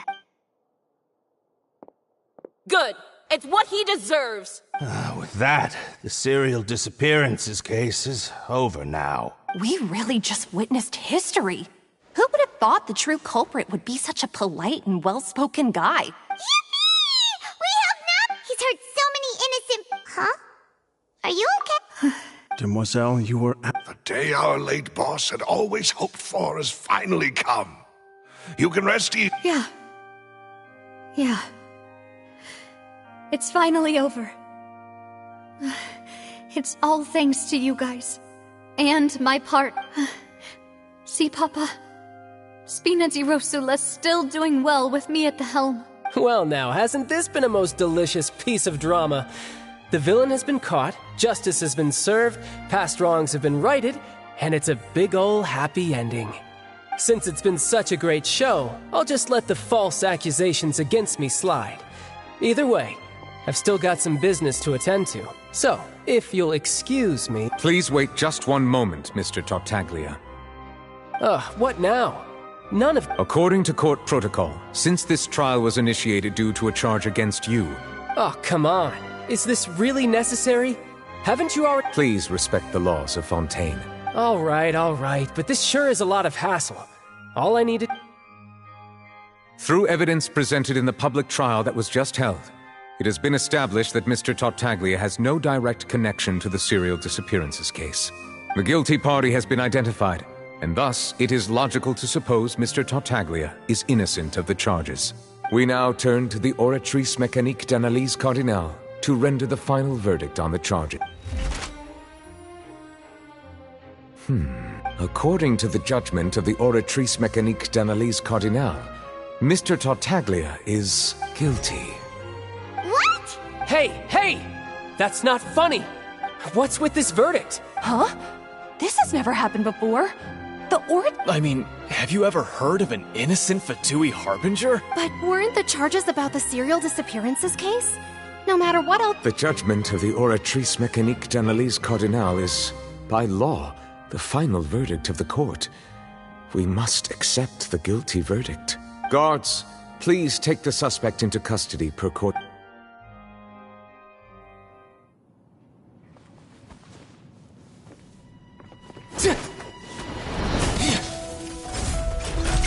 So this is how justice is done in Fontaine. What a joke. You've got your rules. Well, I've got mine too!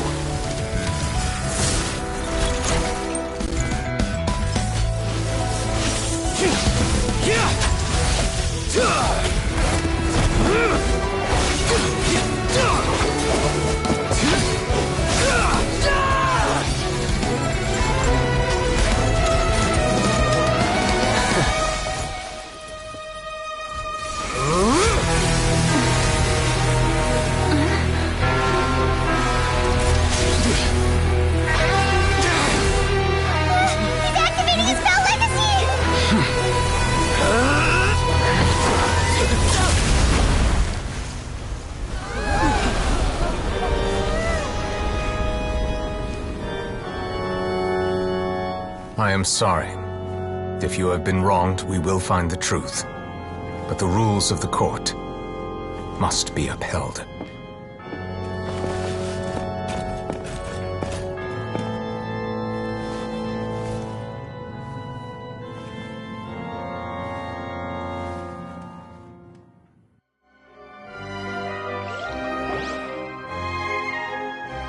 Hey, Monsieur Neuvillette, what's...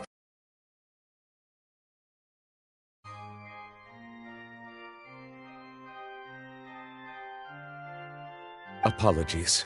This is also the first time I've encountered such a situation. However, according to the rules, all I do is follow court procedure. As for why the Oratrice arrived at the conclusion it did, you should probably ask someone more knowledgeable than me. I don't know what happened there either. Hey, stop staring at— What does Lady Farina mean by that?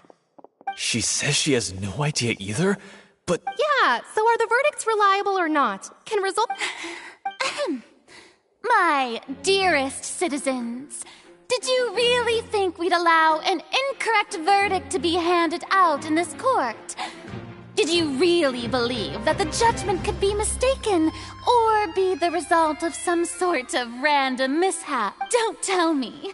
You thought even I had— But the way she looked just now, it was— However, given the state of things, I shall give you an explanation. Everything and, of course, for every performance there is a script. Everything has unfolded exactly. If you thought Child had nothing to do with the serial disappearances case, it is everything he's done. Not to mention the dame. All shall be revealed in time. You will come to understand my noble intentions, as well as the absolute correctness. Now, having said that, although I hate to leave things hanging in suspense, it is now time for this performance to end. As the lead actress, I shall be the first to take my leave. Toodaloo! So she chose to make her escape after all. So you're saying... She probably just put on that performance to save face. As for the truth, however, please be assured that I will continue to investigate this case in a personal capacity. Just as I promised, if the judgment has been incorrect, we will do our utmost to clear his name. All right. Even though we feel pretty badly for him, we'll take your word for it for now. After all, he's done plenty of bad stuff, so he should have known he'd go to prison.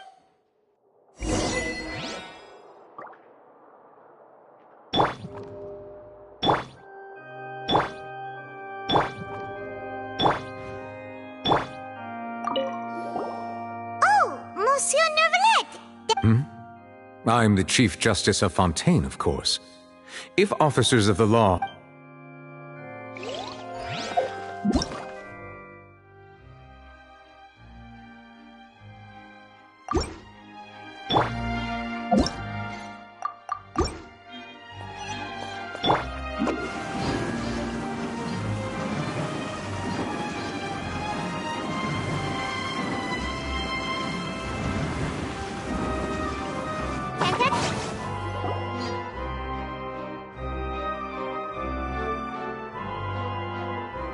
what are you doing? Quick, stop him! Traveler! Hey! Traveler! Marcel! What are you doing? Stop resisting arrest! Cease! No, wait! I just want to ask the Traveler something. I'm not looking to run away. Please, just let me ask this one small thing. Go on. Thank you. I was being led away when I finally realized something. Where did you I erased all records of that. Are you still trying to prove your innocence? Give it up. You've already... Really? You did? The Fountain of Lucine? Then... Please give me a chance to talk to her again. Just let the Traveler take me to the fountain to see her one last time. This is the... What? Give an inch and you want to take a mile? Do you think serial killers get to make requests? Paimon agreed! This request, is it worth as much to you as your life? Of course! Wait, no. Humans. Will they betray the instinct to live just to satisfy spirit? Very well. Your Honor, I will go with him. You do... Thank you.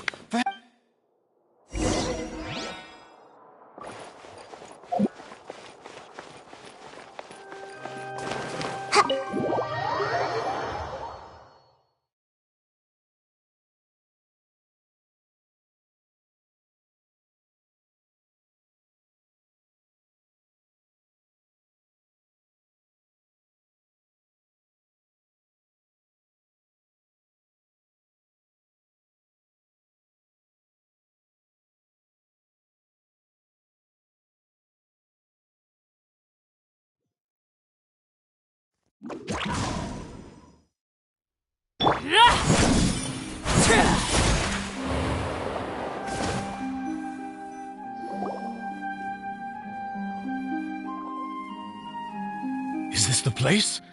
You said she's here, but what do I need to do to see her? Yeah, and even Paimon could hear her after drinking that... Vache! Ah! Yes, that's it! So you heard it... Vignier, it's me! Vache? I'm here! Hey, wait!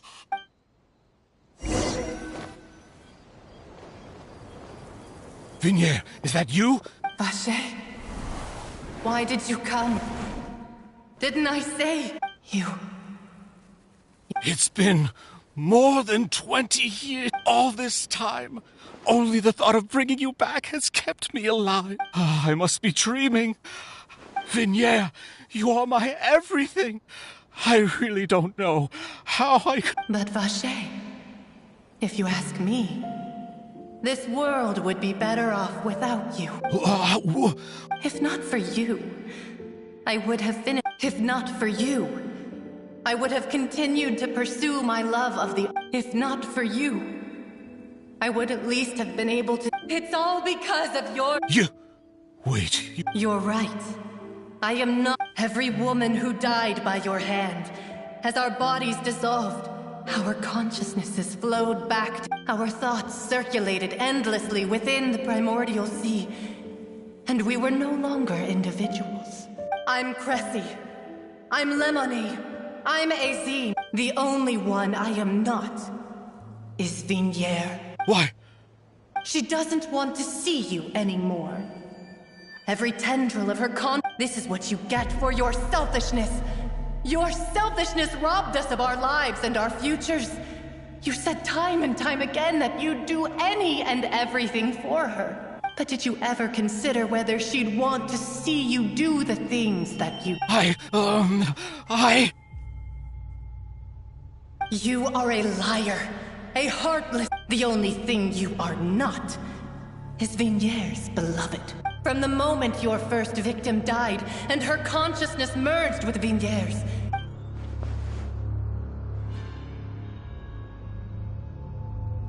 No! Yeah! You still don't understand. When I said don't look... But on top of that, she also said that because... She said that because she knew that if you did come here, we will show no mercy to you. Vache. Vache? Vache? Vache? Vache? Vache? Vache? crown.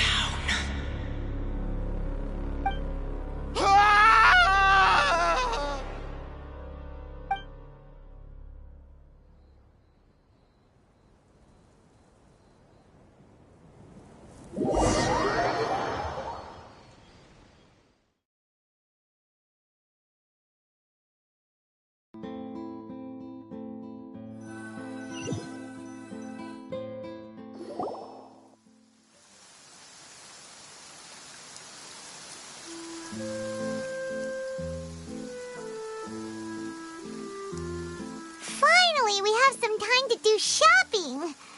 Gosh, it's really been a long time since we've been able to relax. Huh. Well met, partner. I knew something great was going to happen when I woke. Even this weather can't put a damper on. It's a pleasure to see you both again. Oh, hey, Navia! It's been... Oh, now that I believe. I'm easy to work with and always bring home the bacon. Sounds like you're really enjoying life these days now. It's just been one thing after the other. Everyone from Spina di Rosula organized a memorial for my father. We never held a memorial when he first died, since everyone knew that even if we held this time, though, everyone in Poisson, and even many people... So his name's definitely been cleared now. It's been the dearest wish of That blasted stubborn fool. I was right to put my faith in him. I'm so glad I didn't give up on... Oh, by the way, I ran into Charlotte. Well, maybe it'd be more accurate to say I knew she would be there. Huh?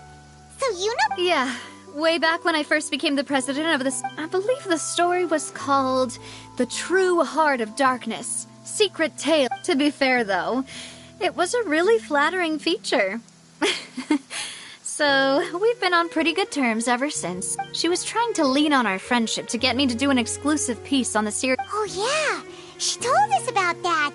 She's always been super... Anyway, I told her to make sure that when she writes about you guys entering the opera house with the critical evidence... Now that's another... Oh, and in other news... Oh, are you two on... While you were investigating Vache's headquarters, it was thanks to her that we were able to turn the tide. I wanted to thank her. I mean, there's... Oh, that's great! Paimon also thought Clarend wasn't actually a bad person. Anyway, now that the case has finally been solved, perhaps it will slowly begin to fade from the public consciousness. Oh, actually... What is... I should pay a visit to my father's grave. And on top of that, just how much people... Miss Navia. Indeed. We want to go too! Sure thing. I'd like you two to share the moment with me. After all... And in that case, everyone, let's be off. Considering the recent weather, we'll be lucky if we can reach... Yeah, you're right. It's been...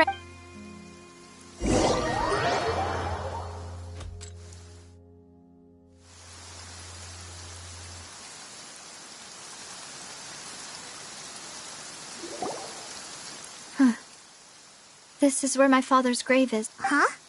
There's someone there. Isn't that Nervalette? Why would the Chief Justice be here? Huh? My apologies. I should have asked before coming to pay my respects. Don't... Sorry about... Oh, I wanted to show my father how much I've grown. But still, I doubt I've grown to the point that even the Chief Justice... In that case, I will stop apologizing for now. You really could use some pointers in any case. Well, ever since that day, I've been turning a question over and over in my head. Just what is justice anyway? There was once a time when I didn't want to believe that there could be anything more important to humans than life itself. Oh, rather than that, it's probably more truthful to say I didn't believe humans were capable of resisting the most basic instinct of living things. That they could rebel against their own nature, or consider certain things to be more important than their own lives. Which is also why I didn't stop your father from beginning that fateful duel. I believed that a truly innocent man would never throw away his life like that. That there was nothing, should have been nothing more important than one's own continued survival. But Mr. Callis proved me utterly and decisively wrong. If not for his sacrifice, the serial disappearances case would have remained unsolved. Mr. Callis made the choice he did for his daughter, for his associates, and for many people. And in the end, from a certain perspective, a justice that's higher than life itself. So, you asked me why I came. I just wanted to say my apologies to Mr. Callis in person. I should have noticed all of this much. This regret has filled me with a sadness. That high and mighty indeed insulates one from many important things. Spina di Rosula, thank you so much for your heart. I'm sorry for being mad at you before. So, you're actually one of those types that's cold on the outside, but... Sorry about that. Self-expression is not one of my strong suits. Didn't I just say you... Ah, so Navia... Let's not disturb them.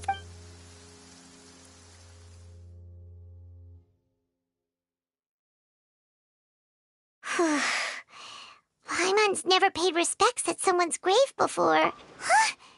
Oh, Paimon... Oh, no. Paimon... Anyway, Nervalette is still standing around there. It's not often that we can catch him alone like this, so...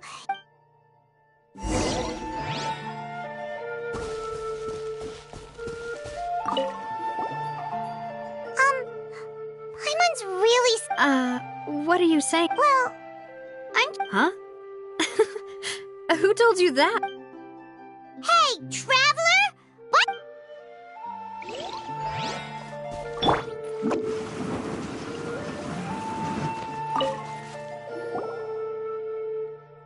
Oh, it's you two. Did Miss We ran into Navia on the streets today, so we just... I see. Well, it's pretty hard to run into you. Please feel free. Though outsiders, you helped us solve one of the greatest mysteries in Fontaine, and it would be... So, at court, the bad guys referred to that special water? Truthfully, that name is already quite accurate. I can only surmise that Vacher and his ilk only learned of its nature and existence after it. There used to be a special sea on the surface of this planet. The nature of its seawater, most of Tevat's life forms were first born in that special sea. Huh. So it really was where everything began. But today, the primordial sea no longer exists. What Vacher discovered must have been some kind of special case. Huh.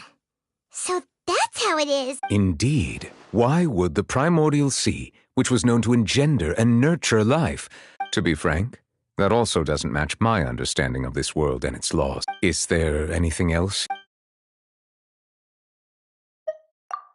That the sea levels will rise and everyone will be dissolved in water, leaving Farina crying alone on her throne. Does that appropriately summarize the version? That's right! It was Linny that told us back then. Yes, up to the present, I think we reached a point where we have no choice but to confront. Rumors have it that this prophecy is rooted in the last words the former Hydro Archon left to the world before... A prophecy? Of the former Two parts of the prophecy have already proven correct. The rising sea levels, and the ability of the people of Fontaine to be dissolved. Speaking of the prophecy, Farina has also always taken it quite seriously. Indeed, she has been collecting information and intelligence from across If the rumors were true, then perhaps this But with Farina Is there anything else? My apologies. My investigation. However, I still believe... For many years, I have been quite aware that the Oratrice does not simply mechanic as a divinely created mechanism. The people's unified faith in the not only can it produce the incredible power of indemnity, which is all to say I have been prepared for a situation like this. I was not aware such a thing had occurred. Perhaps that could serve to prove my In any case, I am based on Farina's reaction, I doubt even she had any idea what was going on. She managed to bluff her way through it, though. While we do intend to get to the bottom of this, for now, we regret to say that the Fatui if we did incorrectly convict him of crimes he did not commit, we will most certainly... If you ask Paimon, the only compensation he'll want is a no-holds-barred fight. Is there anything else? Your sibling, another blonde-haired traveler. If she ever stepped foot in Fontaine, I'm sure she followed our laws to the letter, and had no... Is there anything else? Very well. It was my honor to provide you with what answers I could. It will soon be time for me to leave this blissful tranquility. You really are super busy, Monsieur Neuvillette. Crime and villainy do not have the day off, and so justice must work around the clock as well. This... All right. You've got a point. Huh? Paimon just noticed that the rain has stopped.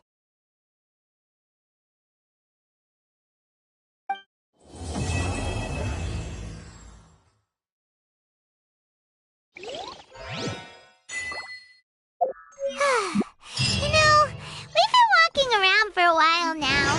Why don't we go back to the Spina...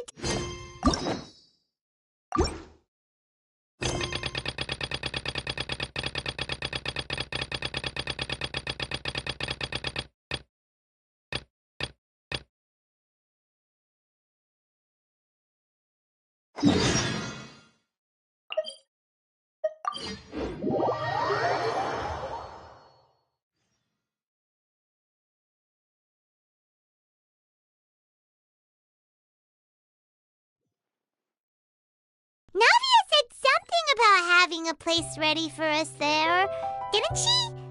Come on, let's go!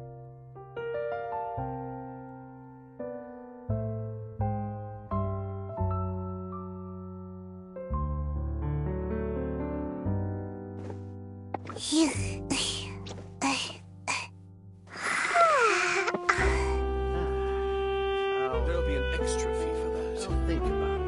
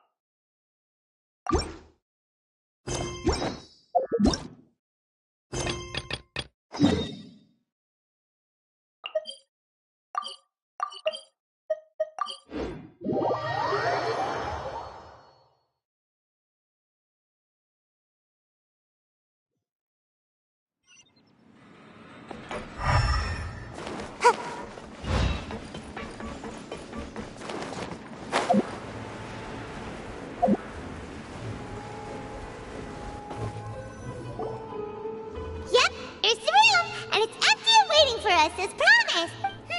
Now that the serial disappearance is... Why don't we stay and rest up here for a while? Even machines of Fontaine... Oh, come on! This place is... Oh, remember that detective story Paimon read before? Well, the author is about to release a new book, so Paimon wanted to buy it as soon as it came out and have a quiet place to read it. Yippee! Then it's agreed. Come on, let's get...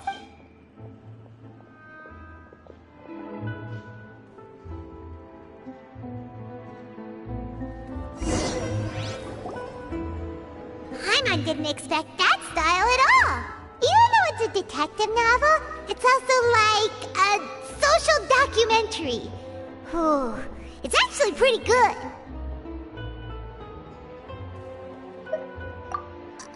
No! Paimon... Excuse me, but do you know if the traveler and... Huh? Who are you? A blonde traveler and a chatty little fairy. Whew, looks like I found the place. Hey, what do you mean by chat? It's an honor to meet you both. I was sent from the Palais Mermonia. Neuvillette? He wants to see us again already? Huh. I am not privy to the details. It would... if you say... now that I've delivered the message. Thanks! We haven't left the room for a few days.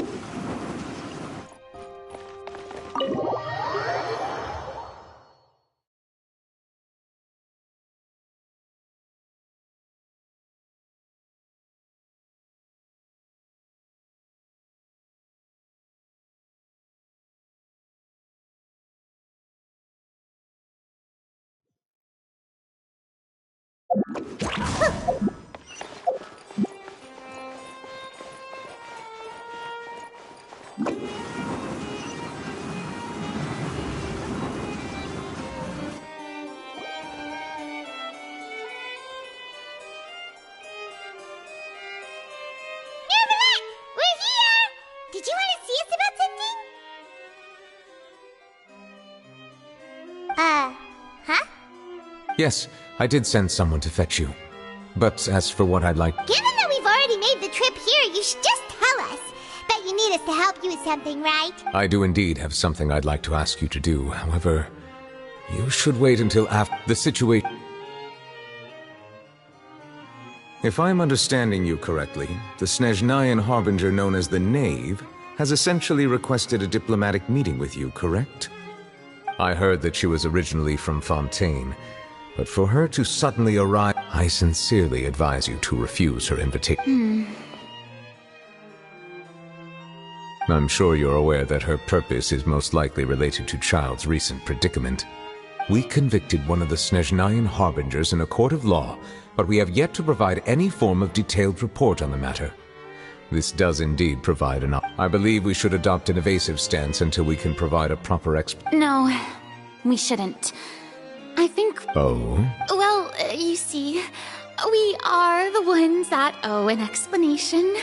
If we keep putting off the meeting, it could easily result in the problem escalating, right? It's like a fight between two friends. If they don't agree to see each other and talk in person... Though diplomatic relations between Fontaine and Snezhnaya could be considered as friendly, it is only superficially so. You wouldn't go so far as to say that our nations... It was just an analogy. Moreover, even if we were to talk in person, if we don't have sufficient information prepared, it is quite possible the result... I don't think we should overthink those possibilities yet. Even if the logic of the divine is not immediately apparent, its wisdom will only be revealed with time. Besides, you'll be at the meeting. If any problems do pop up... I must clarify that interacting and communicating with people outside of court is not my cup of tea. But more importantly, when did I agree to join the meeting with you? You mean you won't come? No, that won't do. I can't go to the meeting alone. You have to accompany me. I must take you with me. Lady Farina, could there be something else regarding this matter that is being kept from me? No, not at all. Look, I am the Hydro Archon of Fontaine, Focalor, the god of justice who is loved and adored. So I only hope that justice will be served in this matter.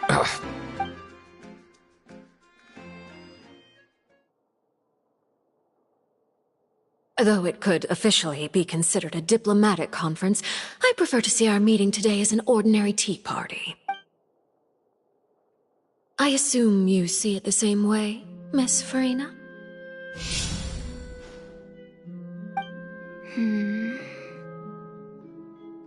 Lady Farina? Yes, that's right. Just like you said, to make this tea party even more lively, I've invited... It's a pleasure to meet you, Monsieur Neuvillette. I was born in Fontaine, so naturally, there's no need to introduce the nation's revered Eudex to me. Hello. The pleasure is also mine. First, I would like to thank the two of you. I'm often away on business outside of Fontaine, and I'm told that the children of the House of the Hearth have been well taken care of by you. Oh, I'm not referring to when my children, Linny and Lynn... The children of the House of the Hearth are often misunderstood. Perhaps due to the reputation. All I meant to say is that Fontaine has been stable in recent years. The people are well off. That is something truly worth cherishing. Now then, you have come regarding the matter of child, correct? Well, yes. It appears the ever-busy Eudex Neuvillette doesn't... Yes, as you surmised, understanding child's situation is indeed one of the goals of this trip. As we are both diplomats from Snezhnaya, as well as Fatui Harbingers, Child and I have always been colleagues. Were anything to happen in Fontaine, each of us would serve as the other's attorney to resolve the issue. So now, in my capacity as his attorney, I request that Child be turned over to Snezhnaya. We have a responsibility to cooperate with Fontaine and resolve what has happened to him. The rules governing attorneys only apply before a trial has concluded. Since a verdict has already been rendered, An outright refusal. Okay, why don't... You don't need to transfer Child to us. I only request to enter the fortress of... It's not like you couldn't even manage to fulfill a simple request like that. Right, Miss Farina? About that. The fortress of Meropide has always been completely autonomous. Even we have no authority to interfere there. However, if you absolutely must... The knave showed up already? Well, Linny did say... We didn't even know that Linny was from the House of the Hearth at the time. So we kinda overlooked that information. Yes, thank you for your kind advice. I also noticed that Lady Farina acts a little odd and unnatural whenever I bring up matters related to... Could the knave be? If that were the case, then why wouldn't Lady Farina inform me? So maybe that's not very likely. Even though Farina can act a little... In reality, this problem is even more thorny than it appears. According to reports from the fortress of Meropide, the details are still unclear. We cannot rule out an escape, but there have also been no reports of... Special guards oversee the fortress, and its internal systems are extensive.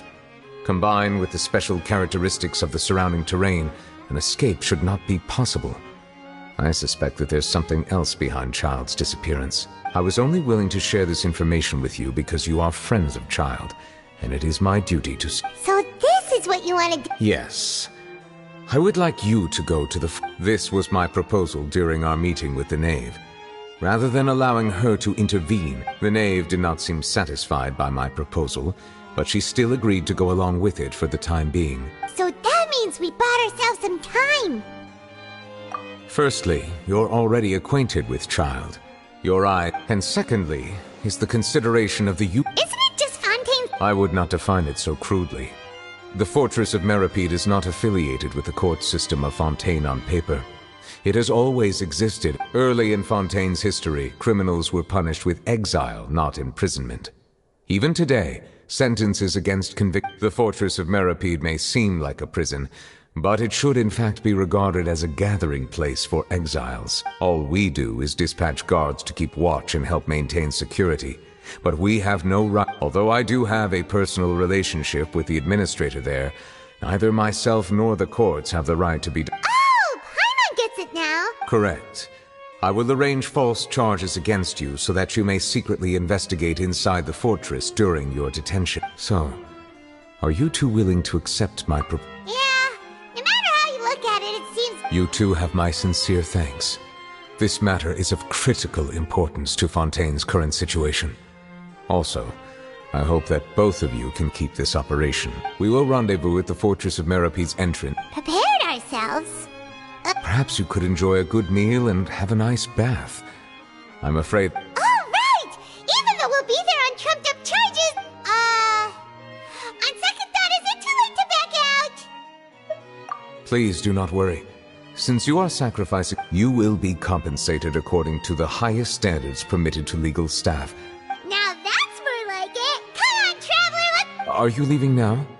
In that case, please take this cake as a token of my...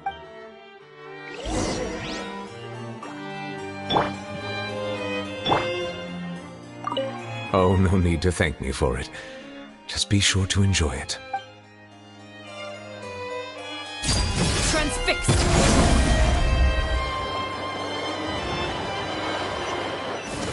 That's just standard procedure.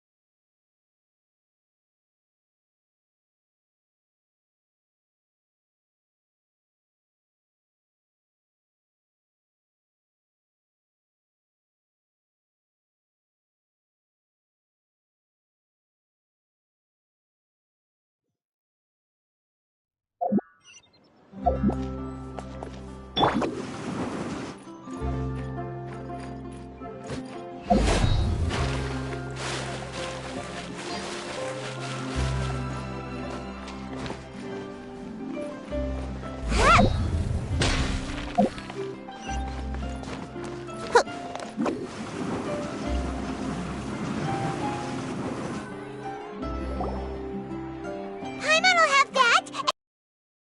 And those two? No, Fontaine, thank you! Got it. We've always been super careful ever since we arrived in Fontaine. Here. But here we are, about to willingly send ourselves off to the Fortress of Meropide. Maybe this is what they call fate. Let's just try our best to investigate everything quickly once we get there. Paimon doesn't want to stay in prison too long.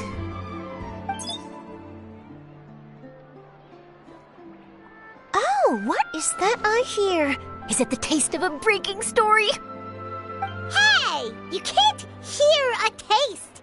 And what are you doing here, Charlotte? Oh, don't remind me. I invited an eyewitness to a case to eat. As long as you can score some juicy tidbits from the Traveler, you might still be able to recover the cost of the meal. You know we can still hear you, Charlotte. Never mind. It's nothing. I just heard you mention the Fortress of Meropide. You didn't commit a crime, did you? Please tell me all about it. No way! We would never! We're just going there to...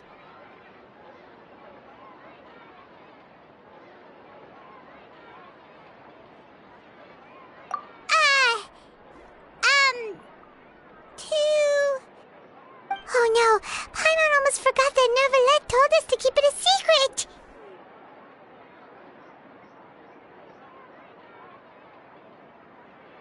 Huh? You're being arrested for that? Oh, but now that I think about it, I suppose that's not completely unreasonable. That's pretty despicable, almost as offensive as committing theft. You mean Paimon really did something that serious? Sorry, Paimon really messed up. In that case, it's nothing particularly newsworthy after all. Oh, how disappointing. Oh, right, there's still a chance. Since you're going to be at the Fortress of Meropide, would you be willing to help me gather some material for a story? About that, Paimon doesn't think we'll have any time. Oh, it's nothing difficult. All you have to do is think of a way to get some time face-to-face with the Warden of the Fortress. He was awarded the honorary title of Duke in Fontaine. Sounds really cool, huh? Only those who have made significant contributions to the nation have been conferred this title. It's incredibly rare. On top of that, the Fortress of Meropide has never been under the jurisdiction of the courts. Practically nobody, including journalists like me, knows anything about the person in charge there. Oh, if I could write an exclusive article about him, I bet it would sell a boatload of papers. You make it sound easy, but it really depends. Of course, I wouldn't ask you to do it for free. So this meal is on me. All right, you got a deal. We'll do anything you want. Then it's settled. The food should be here any second, right? Huh? Wait, just how much did you order?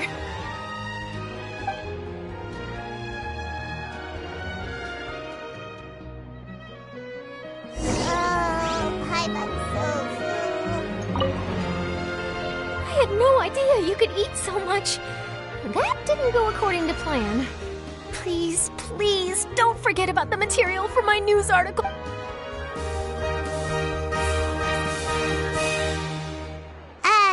Wait. Paimon just said something really ominous, didn't she?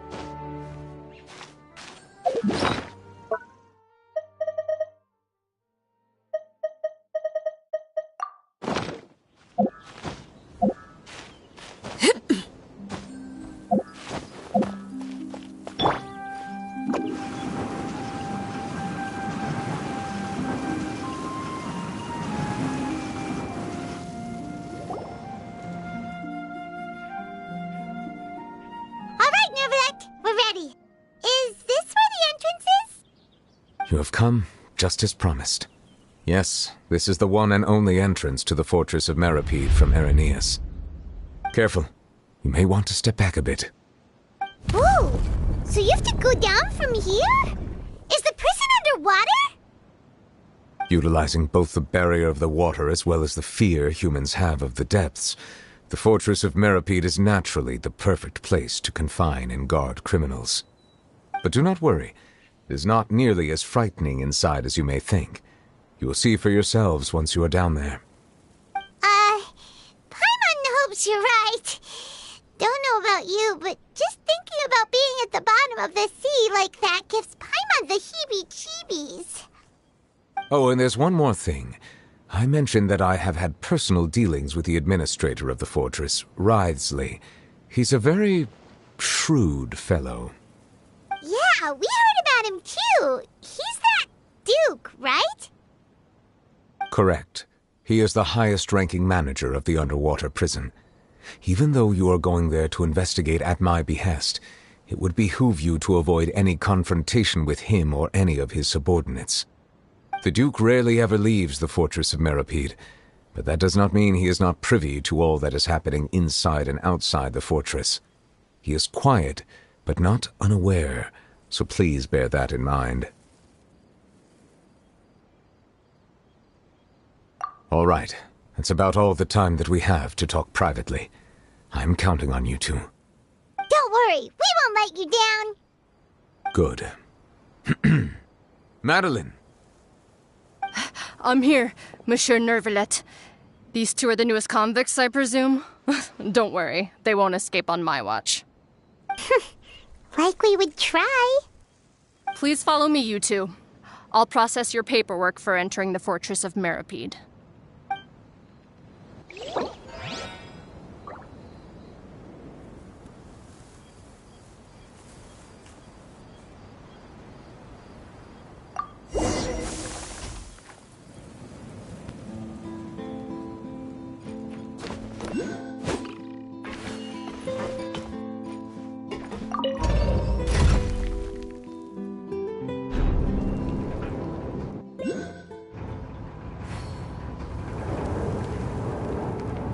Are we already underwater now?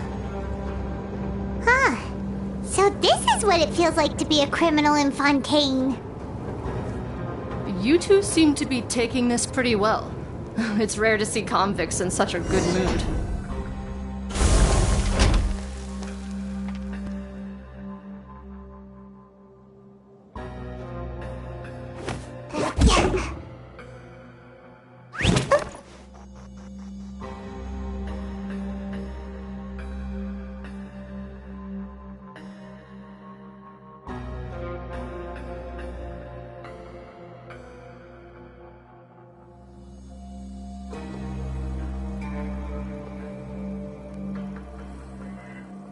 Seems like I should have just stayed in bed today.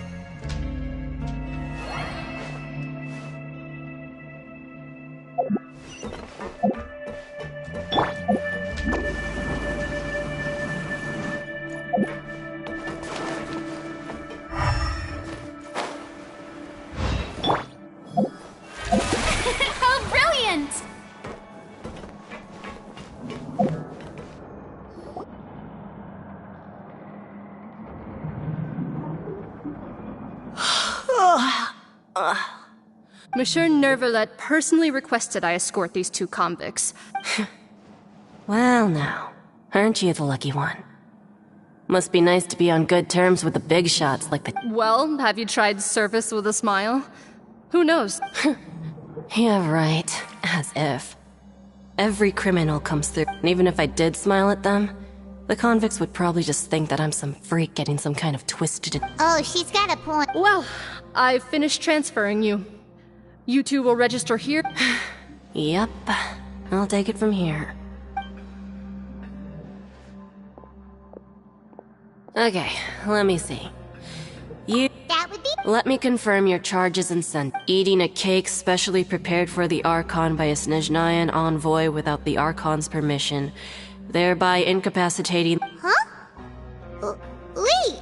Just looking at the charges, it seems you 2— And considering how fond Lady Furina is of sweets, now I've seen everything. Anyway, we still need— Please stand in front of the board over there. Oh, all right. But be sure—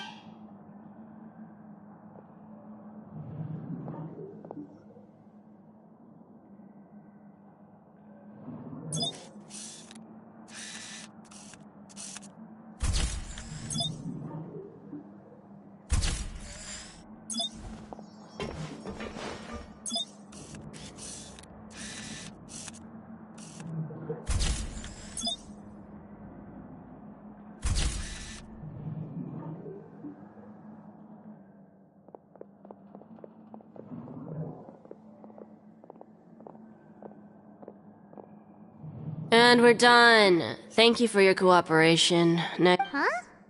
Rebirth? You 2 are the new inmates, right? Follow. Oh, okay! Save it. Not like I'll remember your names. Move.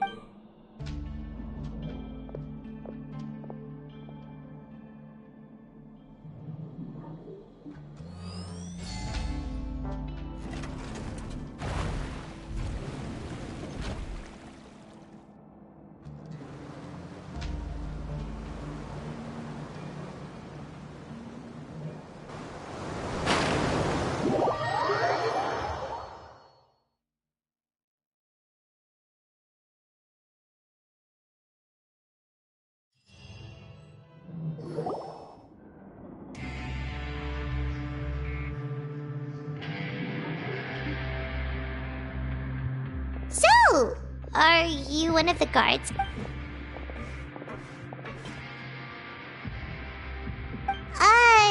Why should I tell you anything? What's in it for me?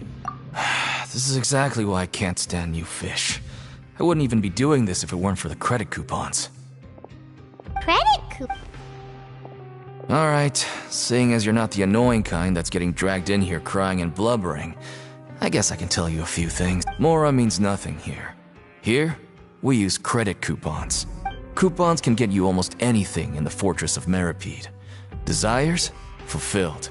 You want So, credit coupons are a currency that can only— It's not as simple as that. Like Moret said, everyone gets a chance at rebirth. No matter how much money or power you had before, it means nothing once you set foot inside the Fortress of— Everyone starts from the same place, and you have a chance at a new, less terrible life. I guess that's the real purpose of the coupons. They symbolize true fairness, and this is also exactly why so many criminals choose not to return to the outside world. Oh, so that's what the Fortress of Meripede is like. Huh. It certainly ain't all sunshine and roses here, but it's also not the worst place to be. You'd better take a good look at the scenery now.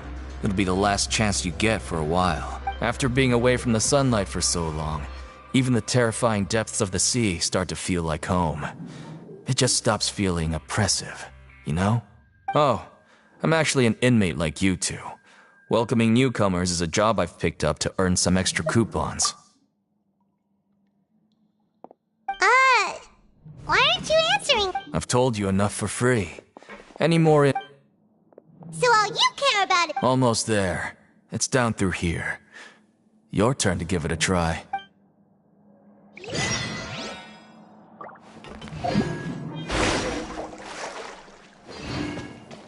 I present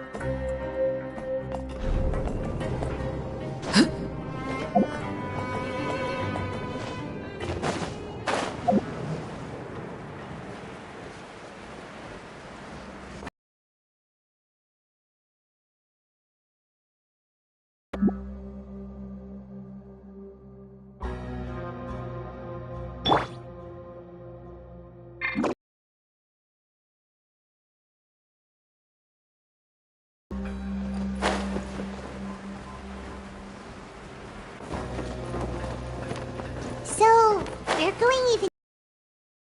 Just how deep down are we? It's like a metaphor for your previous life, isn't it? Our lives weren't that bad.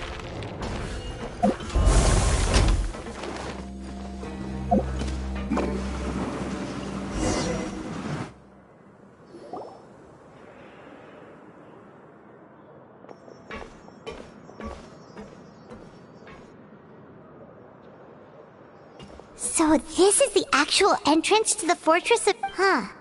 It looks like there are other new arrivals, too. Oh, they sure don't look happy. Maybe we look... Oh, right. If we're discovered, even Neuvillette might not be able to rescue us. Hey! Don't scare Paimon! Look, I don't really know you, and I have no idea what kind of crime you committed, but... Someone important? Now's not the time to worry about that. Anyway, it's over there, so... You just go on over there by yourselves. I've done my job, so... Good luck. What was that all about? Wait a second. Are there usually so many Gardermechs around here? They're already onto us? Prisoners numbers 7459 and 7560. Welcome. Oh, no need to be anxious. These Gardermechs aren't here to attack you. In fact, they're here as your honor guard. When I heard that you were friends of Monsieur Neuvillette, I had the Gardermechs come and wait in formation. Wait! You know about our connection with... The seafloor isn't as cut off from the world as you might imagine. However, I'm afraid that I know nothing more than that you are friends of the Udex. And as you can see, committing a crime means being sentenced here. Even if... The Duke! Greetings, Your Grace! Oh, greetings, my good fellow. Well, I'm willing to imagine that the weather is as good outside the sea as you say it is. My profuse apologies. I just... So this is The Traveler and Paimon, correct? Mr. Deacon here was responsible...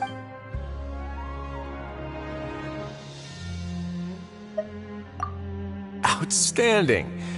Well, Deacon, I recall we discussed fate during our last work meeting, I believe that when you return to your bunk, you'll find the guards have issued some extra credit coupons to you. Oh, thank you. Thank you, Your Grace. Oh, and you too. I can't believe you gave me such... Well, I believe that concludes the introductions. Yes, Your Grace. I'll take my leave now. Please, follow me. To make you feel more welcome, I'll show you around the various facilities. He's going to personally give us a cure? No wonder Charlotte's so interested in him. He's one of those mysterious types. All right,